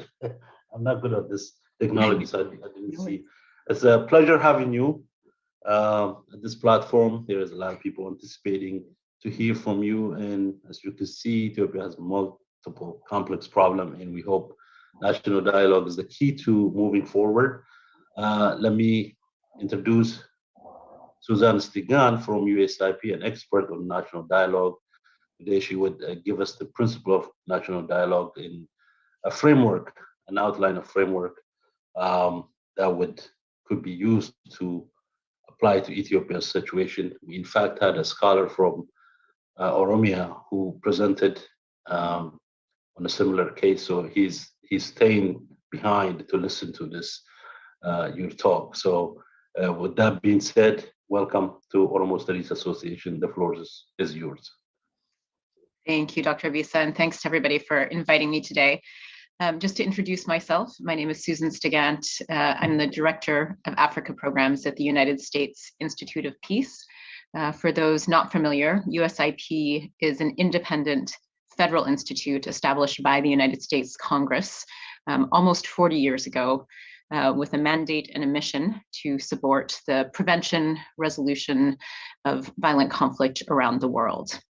So we do our work independently, and we have that very specific mandate and relationship with the United States Congress. I'm really pleased to join you today and to share a little bit about some research and practice that we have been looking at for the past almost 10 years on the question of national dialogue processes. What I'll say today is not specific to Ethiopia, but is based on a publication called National Dialogues in Peacebuilding and Transitions, Creativity and Adaptive Thinking. And I hope that by setting out the framework and some reflections on the 6 case studies that we examined, that it will spark some further questions and conversations and hopefully some further discussion between members of the Oromo Studies Association and the United States Institute of Peace. So let me just start by saying that national dialogues in many ways have shown up in the media and in peace processes around the world and became almost the new shiny object and the answer to the very complicated, complex, often painful questions of violent conflict.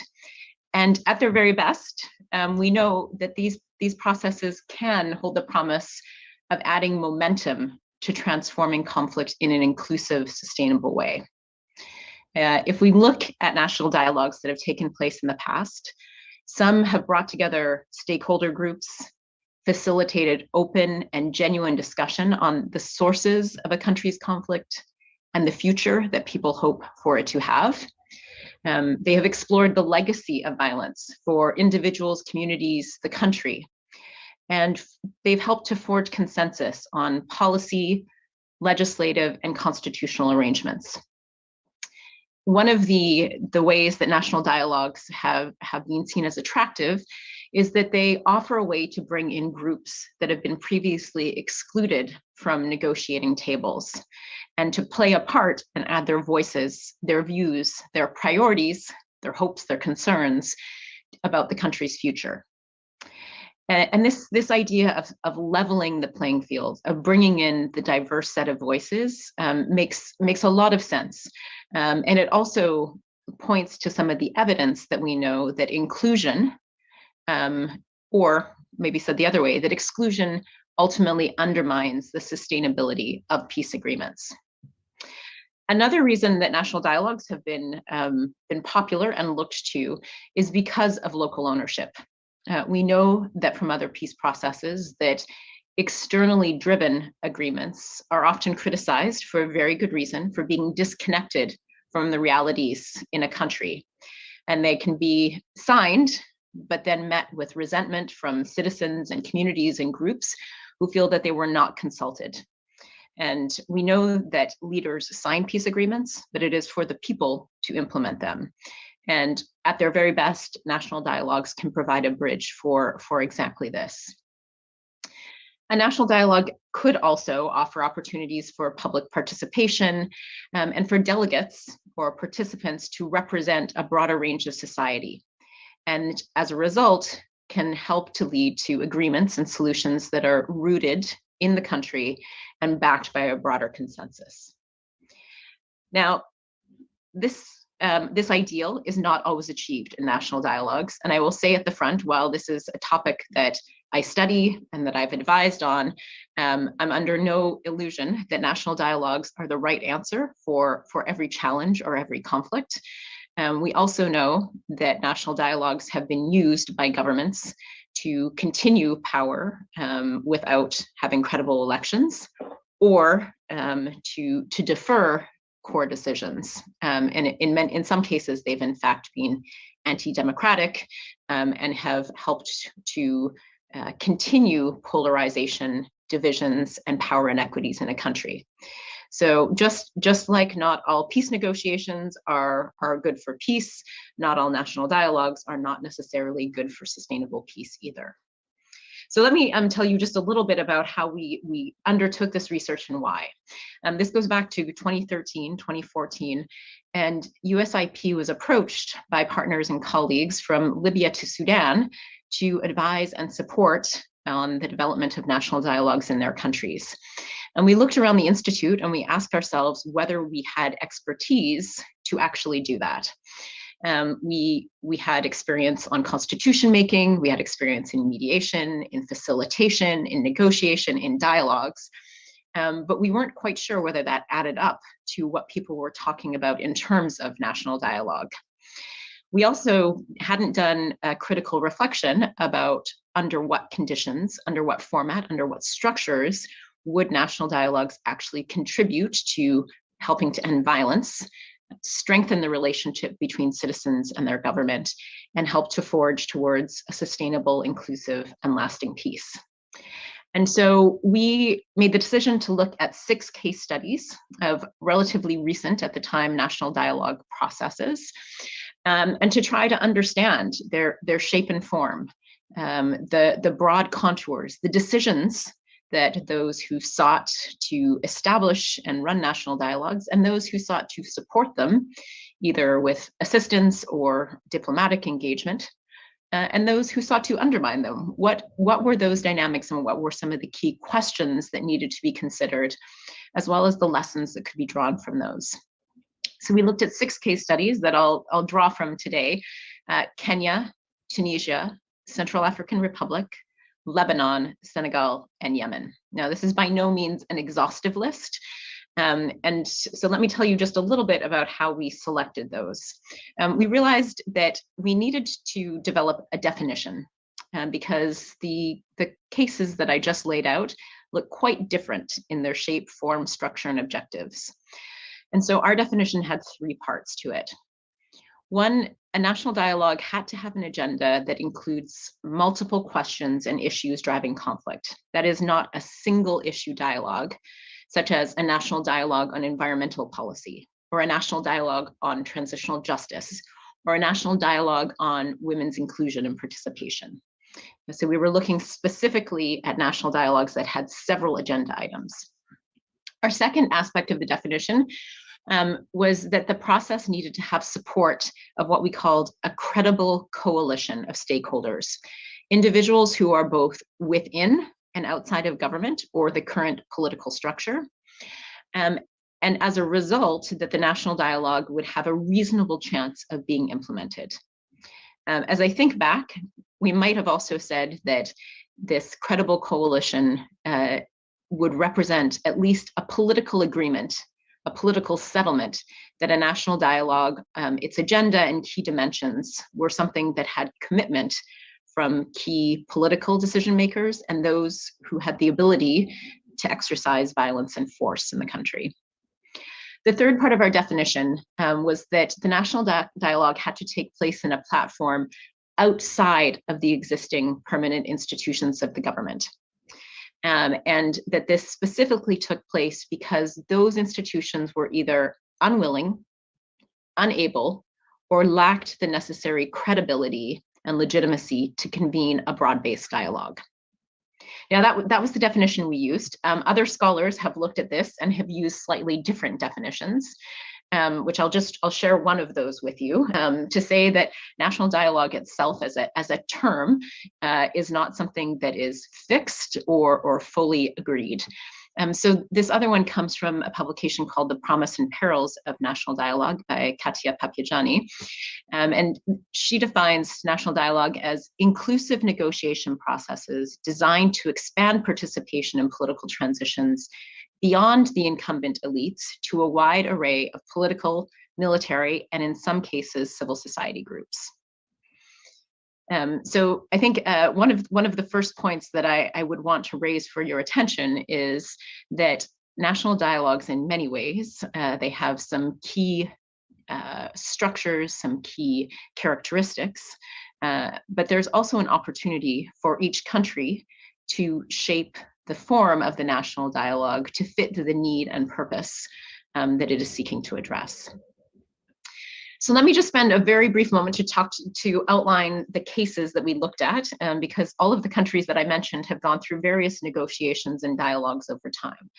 And I'm happy to share the link to the publication in the chat a bit later, but invite you to take a look. Each of the case studies is written out in full form. They were all developed in partnership with national researchers or organizations, or through consultations led by our colleagues who worked in or on the country, because we wanted to not just have a fully academic understanding, we wanted to have a practical understanding of what were the questions that people had to grapple with, what were the diverging sets of interests and views, and what were some of the perspectives of people who were insiders, not just people who are outside. So in Central African Republic, the May 2015 Bangui Forum brought together approximately 800 Central Africans to discuss the root causes of their country's recent civil war and to agree on political solutions to complete the transitional period. This was also sequenced with ceasefire discussion and preceded a set of elections. In Kenya, the violence that took place following the December 2007 elections motivated the African Union to convene the country's two leading political parties for the Kenya National Dialogue and Reconciliation. And this came out with a 4-agenda political agreement that set forth, again, a transition process leading into both a new constitution and then subsequent elections. In Lebanon, an elite level national dialogue in both 2006 and from 2008 to 2012 sought to bridge divides between the country's two main political factions and to break the deadlock on very complicated governance and power sharing issues. In Senegal, in 2008-2009, the Assises Nationales were convened by opposition political leaders and prominent civil society members as the country was going through a deepening polarization amid suspicions that President Wade would attempt to secure a third term.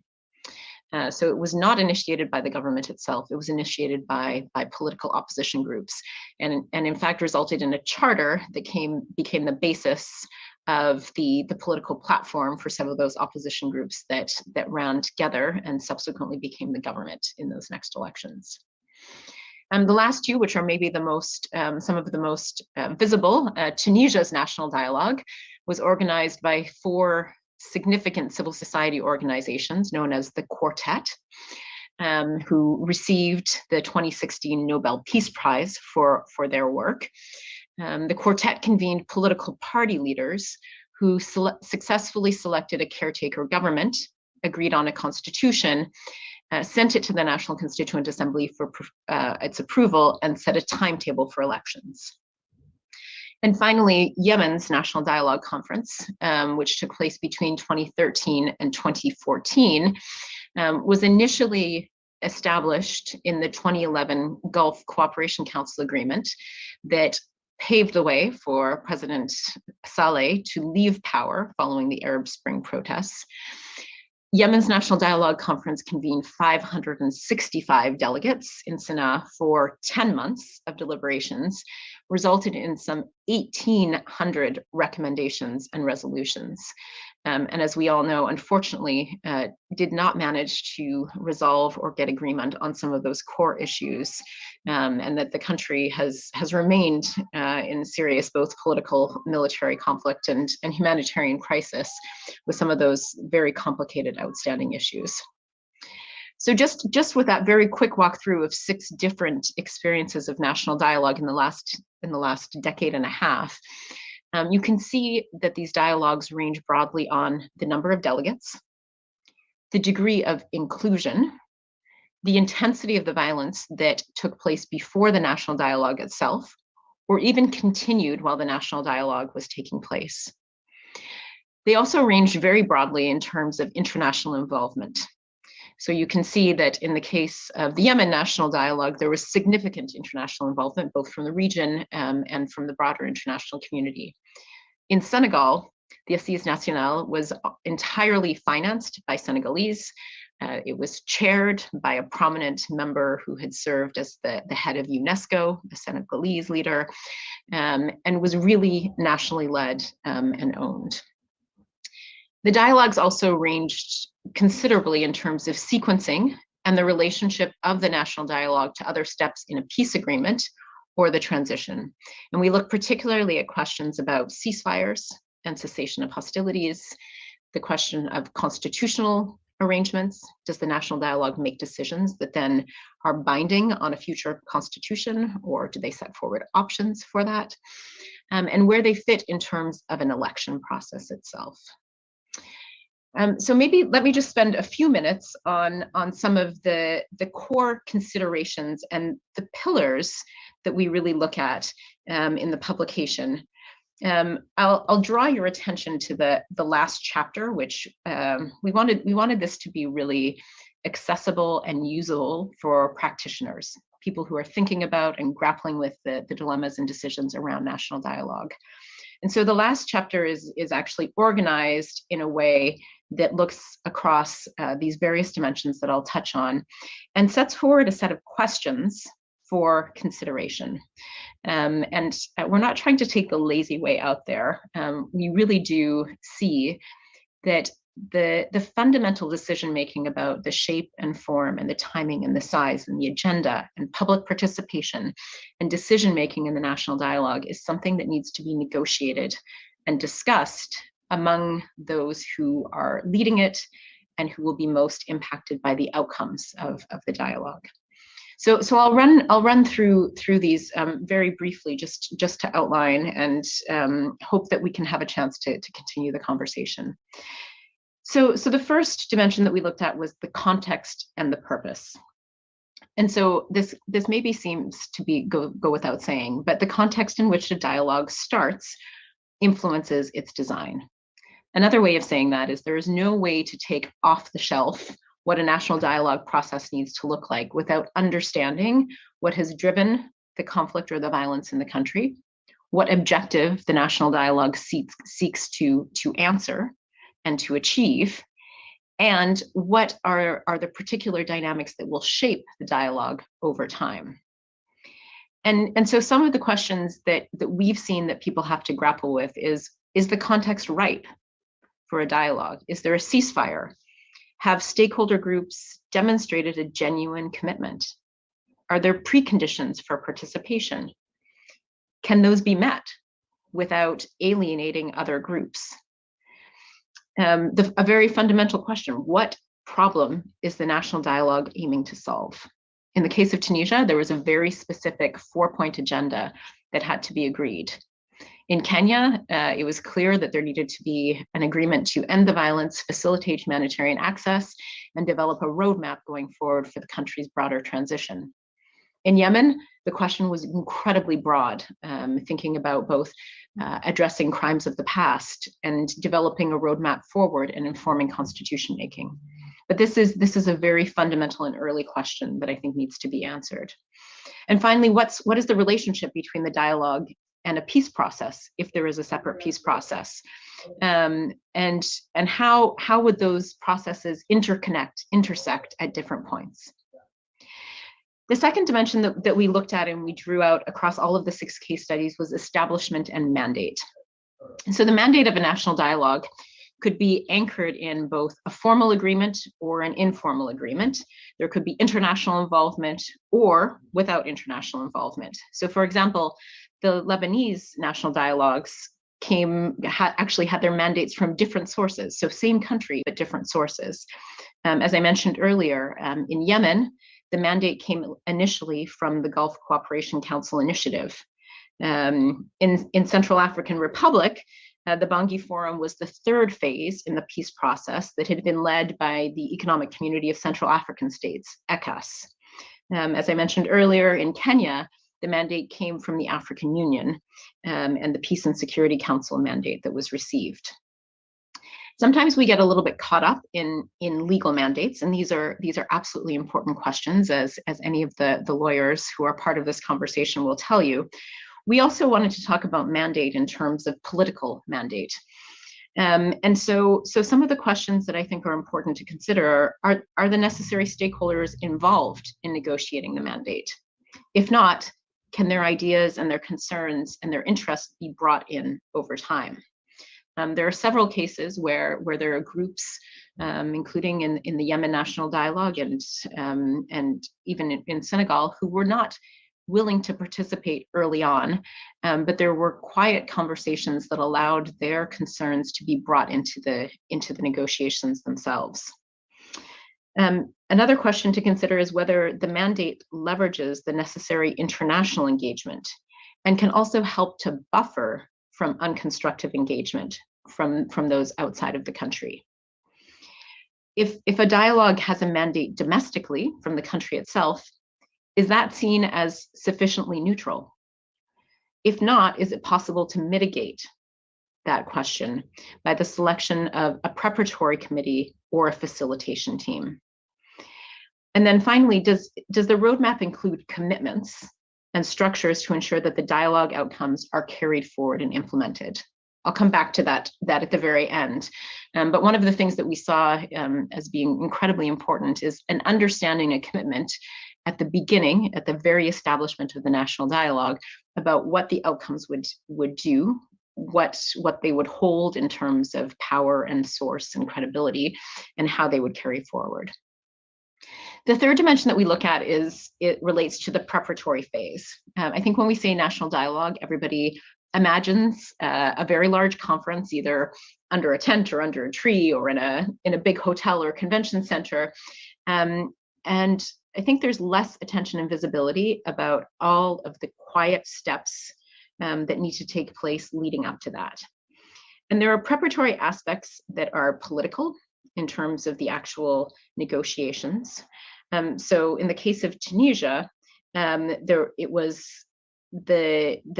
shuttle diplomacy that was led by the quartet in order to secure agreement on their own mandate and dialogue would be. That's not as well known, or you won't see those pictures necessarily in our report or in other reports. And so there's that level of the preparations that needs to take place. There's also a really important role for some of the logistics preparations, the consultation, educating the public about what they should expect in the dialogue and what the dialogue cannot achieve. There are very real financial needs in order to carry out a national dialogue. And so identifying funding and having then the infrastructure, the administrative capacity to use that funding in a responsible way is another part that is sometimes forgotten. We also saw that many of the dialogues, especially the larger dialogues, considered undertaking consultations beforehand. So the Bangui Forum was actually preceded by a series of popular consultations. It was actually one of the first times in a structured way that national decision makers went out to communities and asked people their views and then brought that into the national conversation. In other instances, I think there's also been important preparation that's taken place in terms of developing capacity, strengthening capacity for facilitation, for mediation.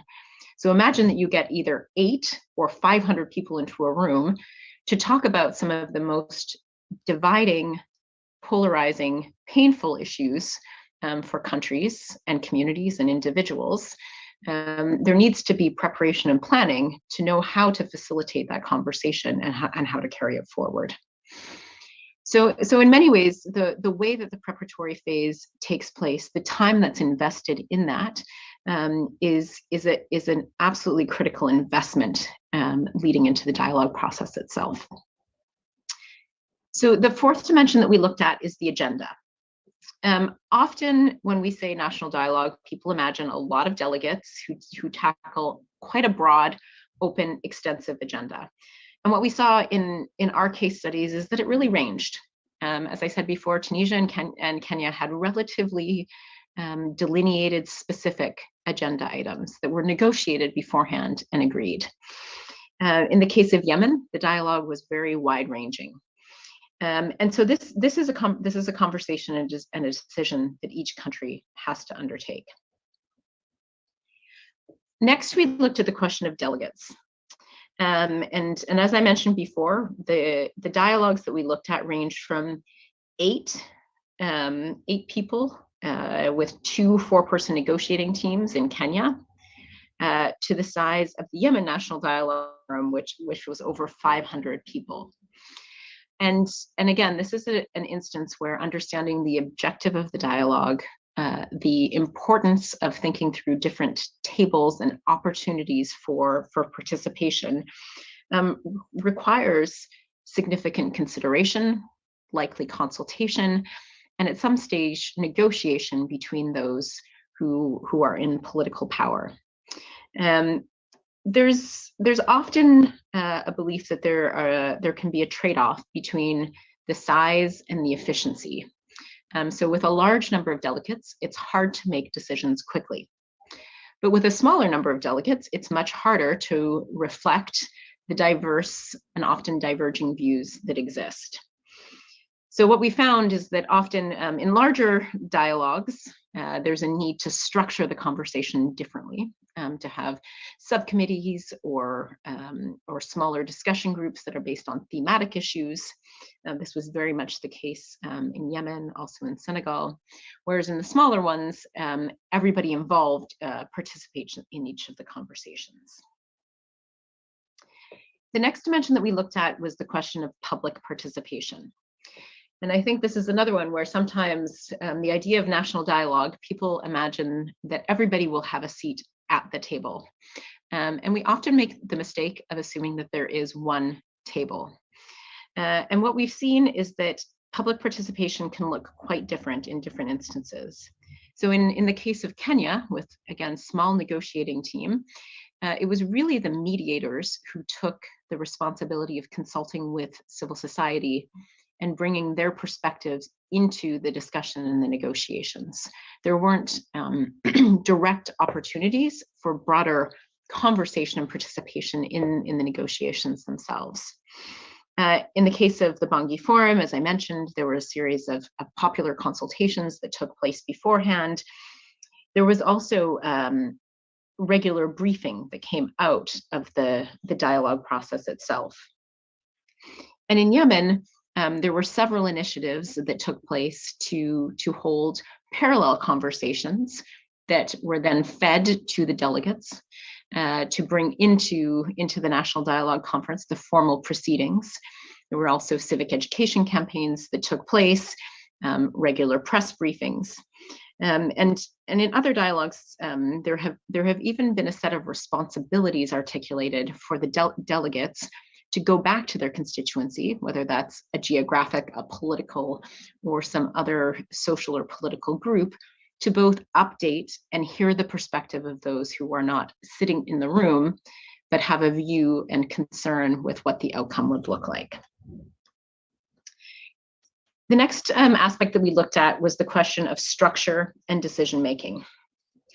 So as you would expect, smaller national dialogues are generally more streamlined, whereas larger ones have different modes of decision-making and support structures.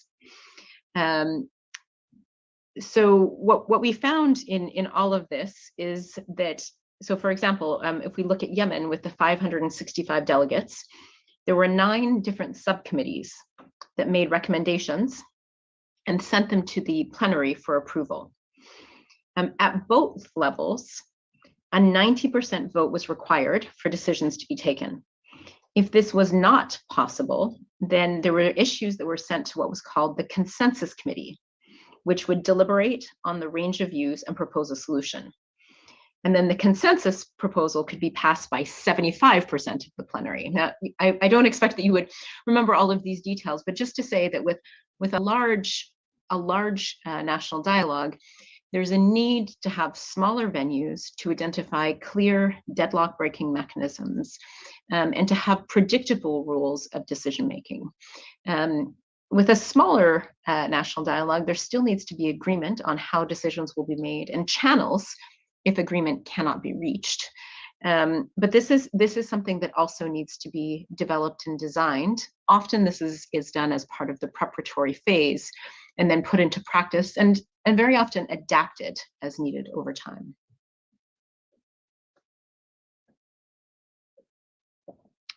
And so the 3 last dimensions that we looked at were facilitation and convening, international involvement, and then the results and implementation. On facilitation and convening, we looked specifically at who was seen as the chair of the national dialogue and who was the convening entity to take the process forward.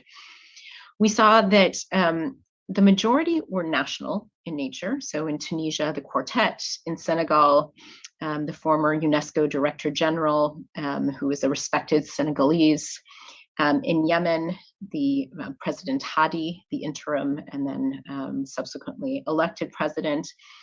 And in Lebanon, the Speaker of Parliament was the convener initially, and in the 2008 to 2012, the president served that role. In other instances, such as the Central African Republic, it's been more hybrid in nature.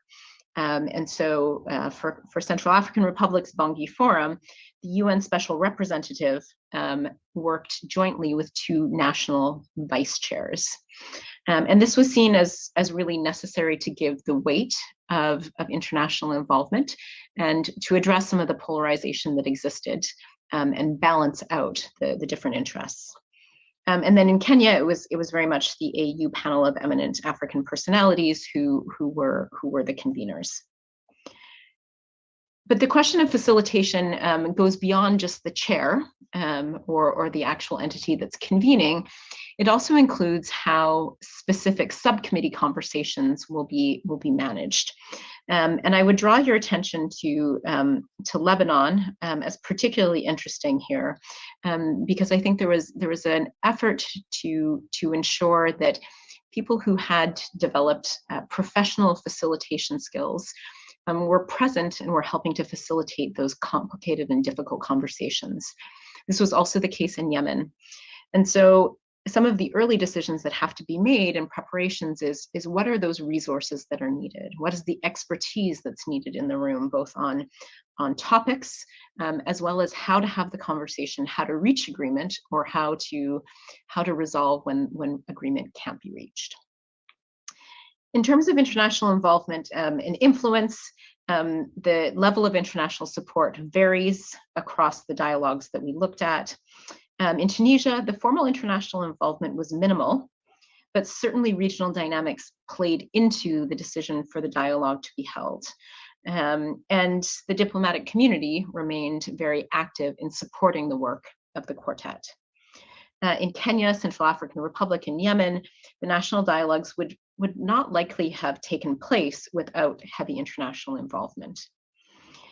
Senegal, as I mentioned earlier, is quite a contrast, where a large, complex national dialogue was neither significantly influenced by regional dynamics nor heavily supported by the international community. And so in thinking about this, some of the questions that I think those who are designing their own national dialogue have to think about when they're deciding what type of international support to receive is, will international support increase or decrease the credibility of the process? Will the reactions be different among different stakeholders? Would it be helpful for international support actors to play some roles? And should certain roles be left to national actors? And if there is international support, what will be the strategy to manage coordination or to delineate roles and responsibilities? Finally, we looked at the question of results and implementation. A national dialogue itself is a major undertaking that would take often weeks or months or even years. And so often people get to the end of the national dialogue and think it is the end of the process. But in fact, one of the hardest steps is to ensure the implementation of decisions that have been made. And this really varies across the different dialogue processes that we looked at in terms of institutions, mechanisms, committees, and responsibilities that are established.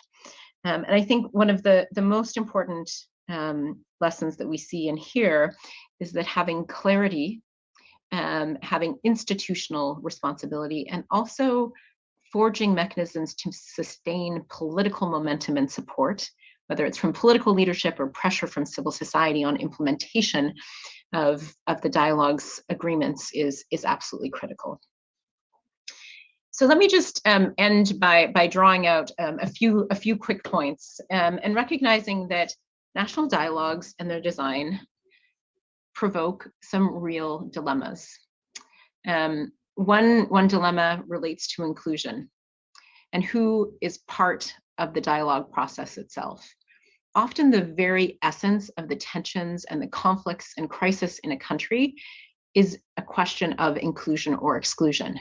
And so the national dialogue becomes the venue where some of this is discussed from a structural perspective, but that also relates directly to the political aspect of it. And I would point to the possibility of taking creative and incremental approaches to what inclusion can look like. And we've seen this in other dialogue processes. The second is the question of independence and political buy-in and ownership. Many people argue about the importance of independence from any sitting government for a dialogue to be credible.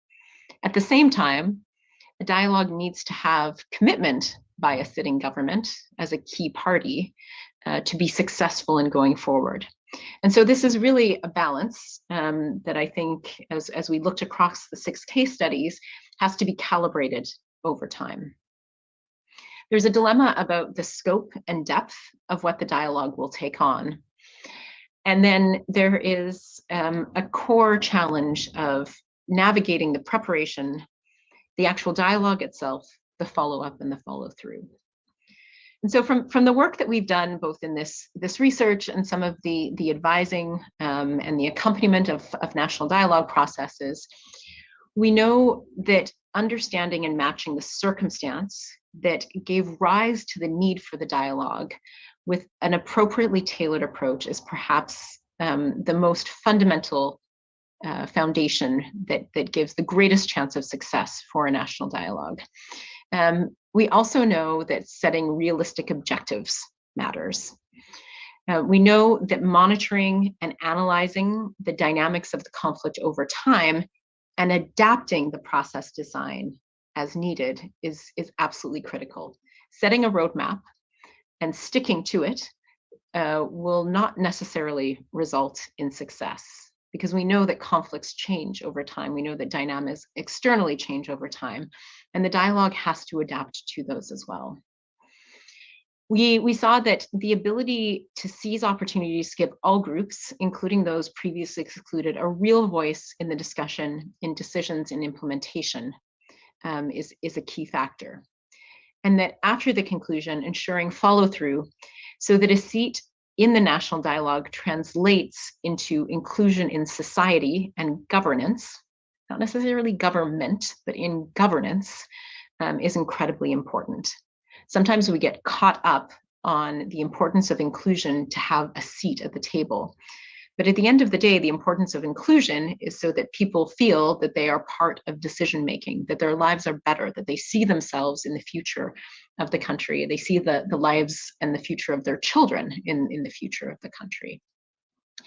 And so really what we found in this work is that these processes are dynamic. There need to be on-ramps for participation, on-ramps for other options.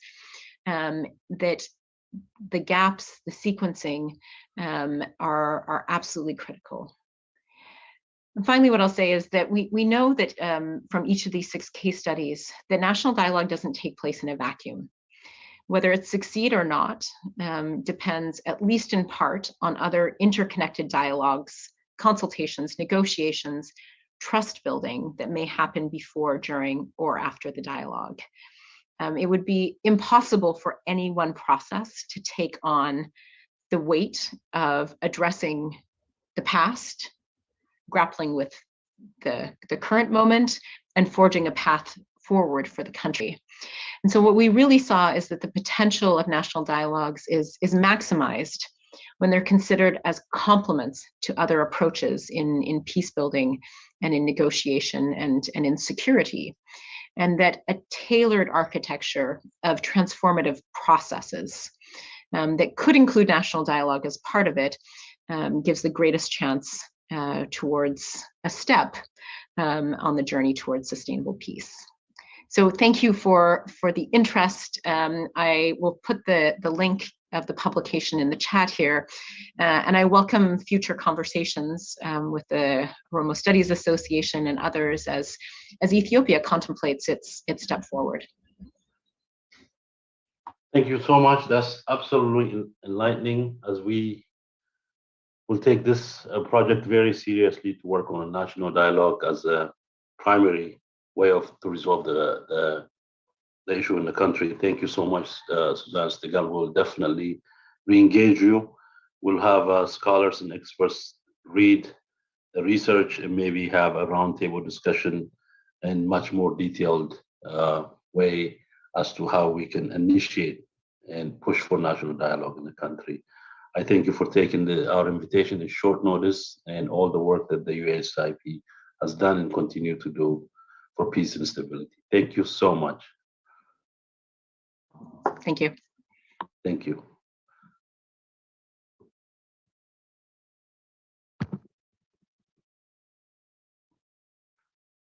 Marilyn, if the other panelists are available and there are some questions remaining from the previous panel, we'll be happy to entertain if they're available to do so. I know we are running late. I'll leave it up to the interest for the audience to do so. So yeah, we have a couple questions. I guess we can just ask the people who have questions to specify who they are asking, and if the folks are still around, we can pin them to the chat. So why don't we start with Hamdia? Hamdia, are you here? Yes, I'm here. Can you hear me? Yeah, we can hear you. Okay. I don't know if we have time for 3 questions, and I do apologize if any of them have been addressed. I wasn't able to listen in due to work. Should I ask one at a time or just say all 3 at the same time? I don't know, Abisa, what do you think? Do you have a specific question for the specific panelists that you would think of, so we can direct the question to them first, and if they're in the room, we can entertain the question. Do you have a question for the previous panel that spoke on Oromo protests and the hijacked revolution? Do you have specific people in mind?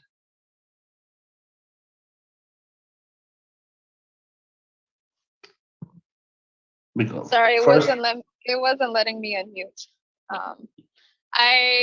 This question is kind of for anyone on any of the panels, if they're able to address it. So my first question is, how can we get the spotlight back on Oromia? Because when it comes to Ethiopia, large media corporations have focused on the Tigray region.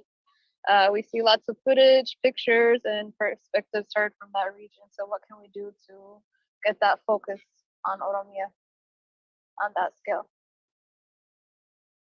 great. Okay.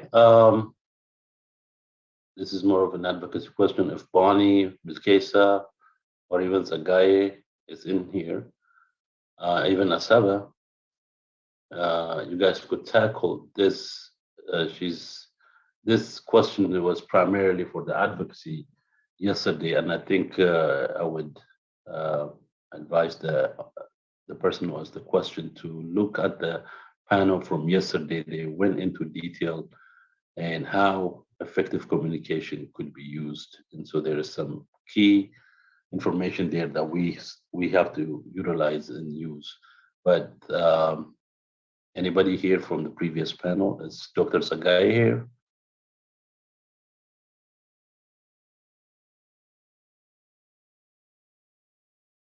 Okay.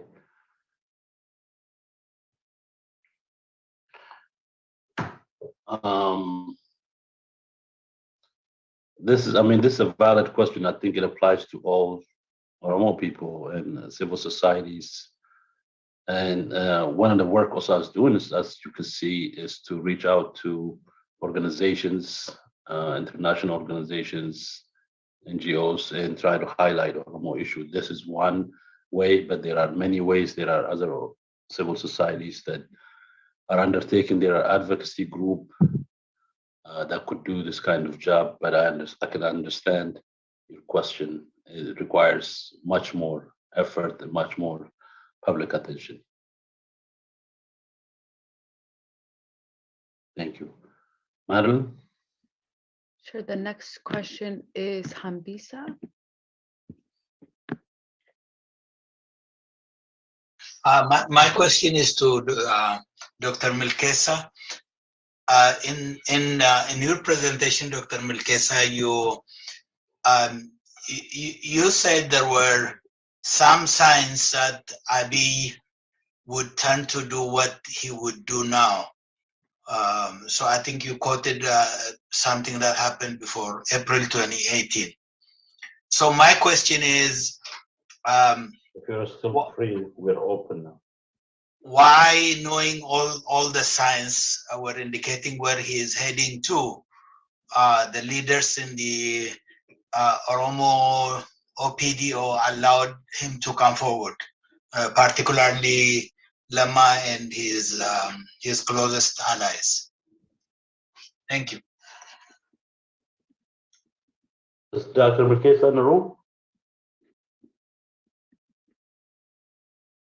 Okay, apparently the other panelists are not quite here yet. That's because we have gone over our scheduled program, or unless there's a technical issue. But that is a valid question. If Dr. Milkesa is here to answer it, we'll be happy to do so. Other than that, we'll proceed to concluding this mid-year's conference. Is Dr. Milkesa available?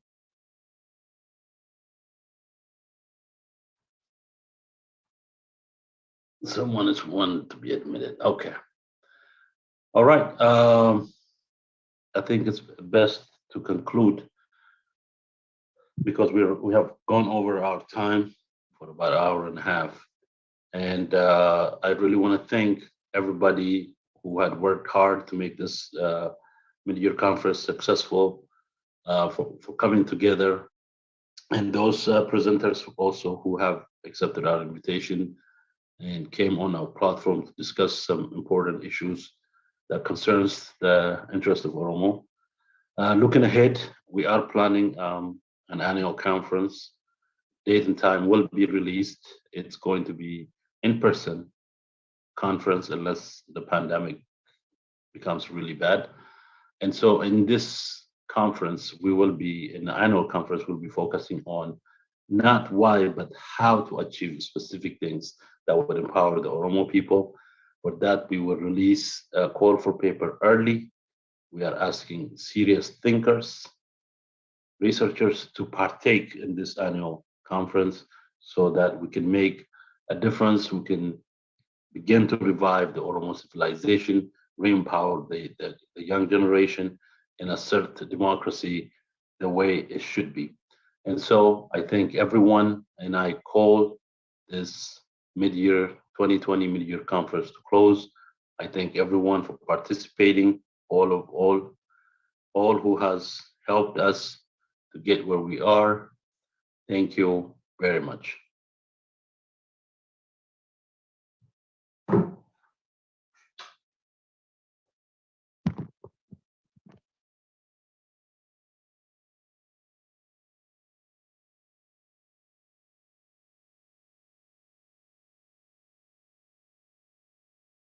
The recording has stopped.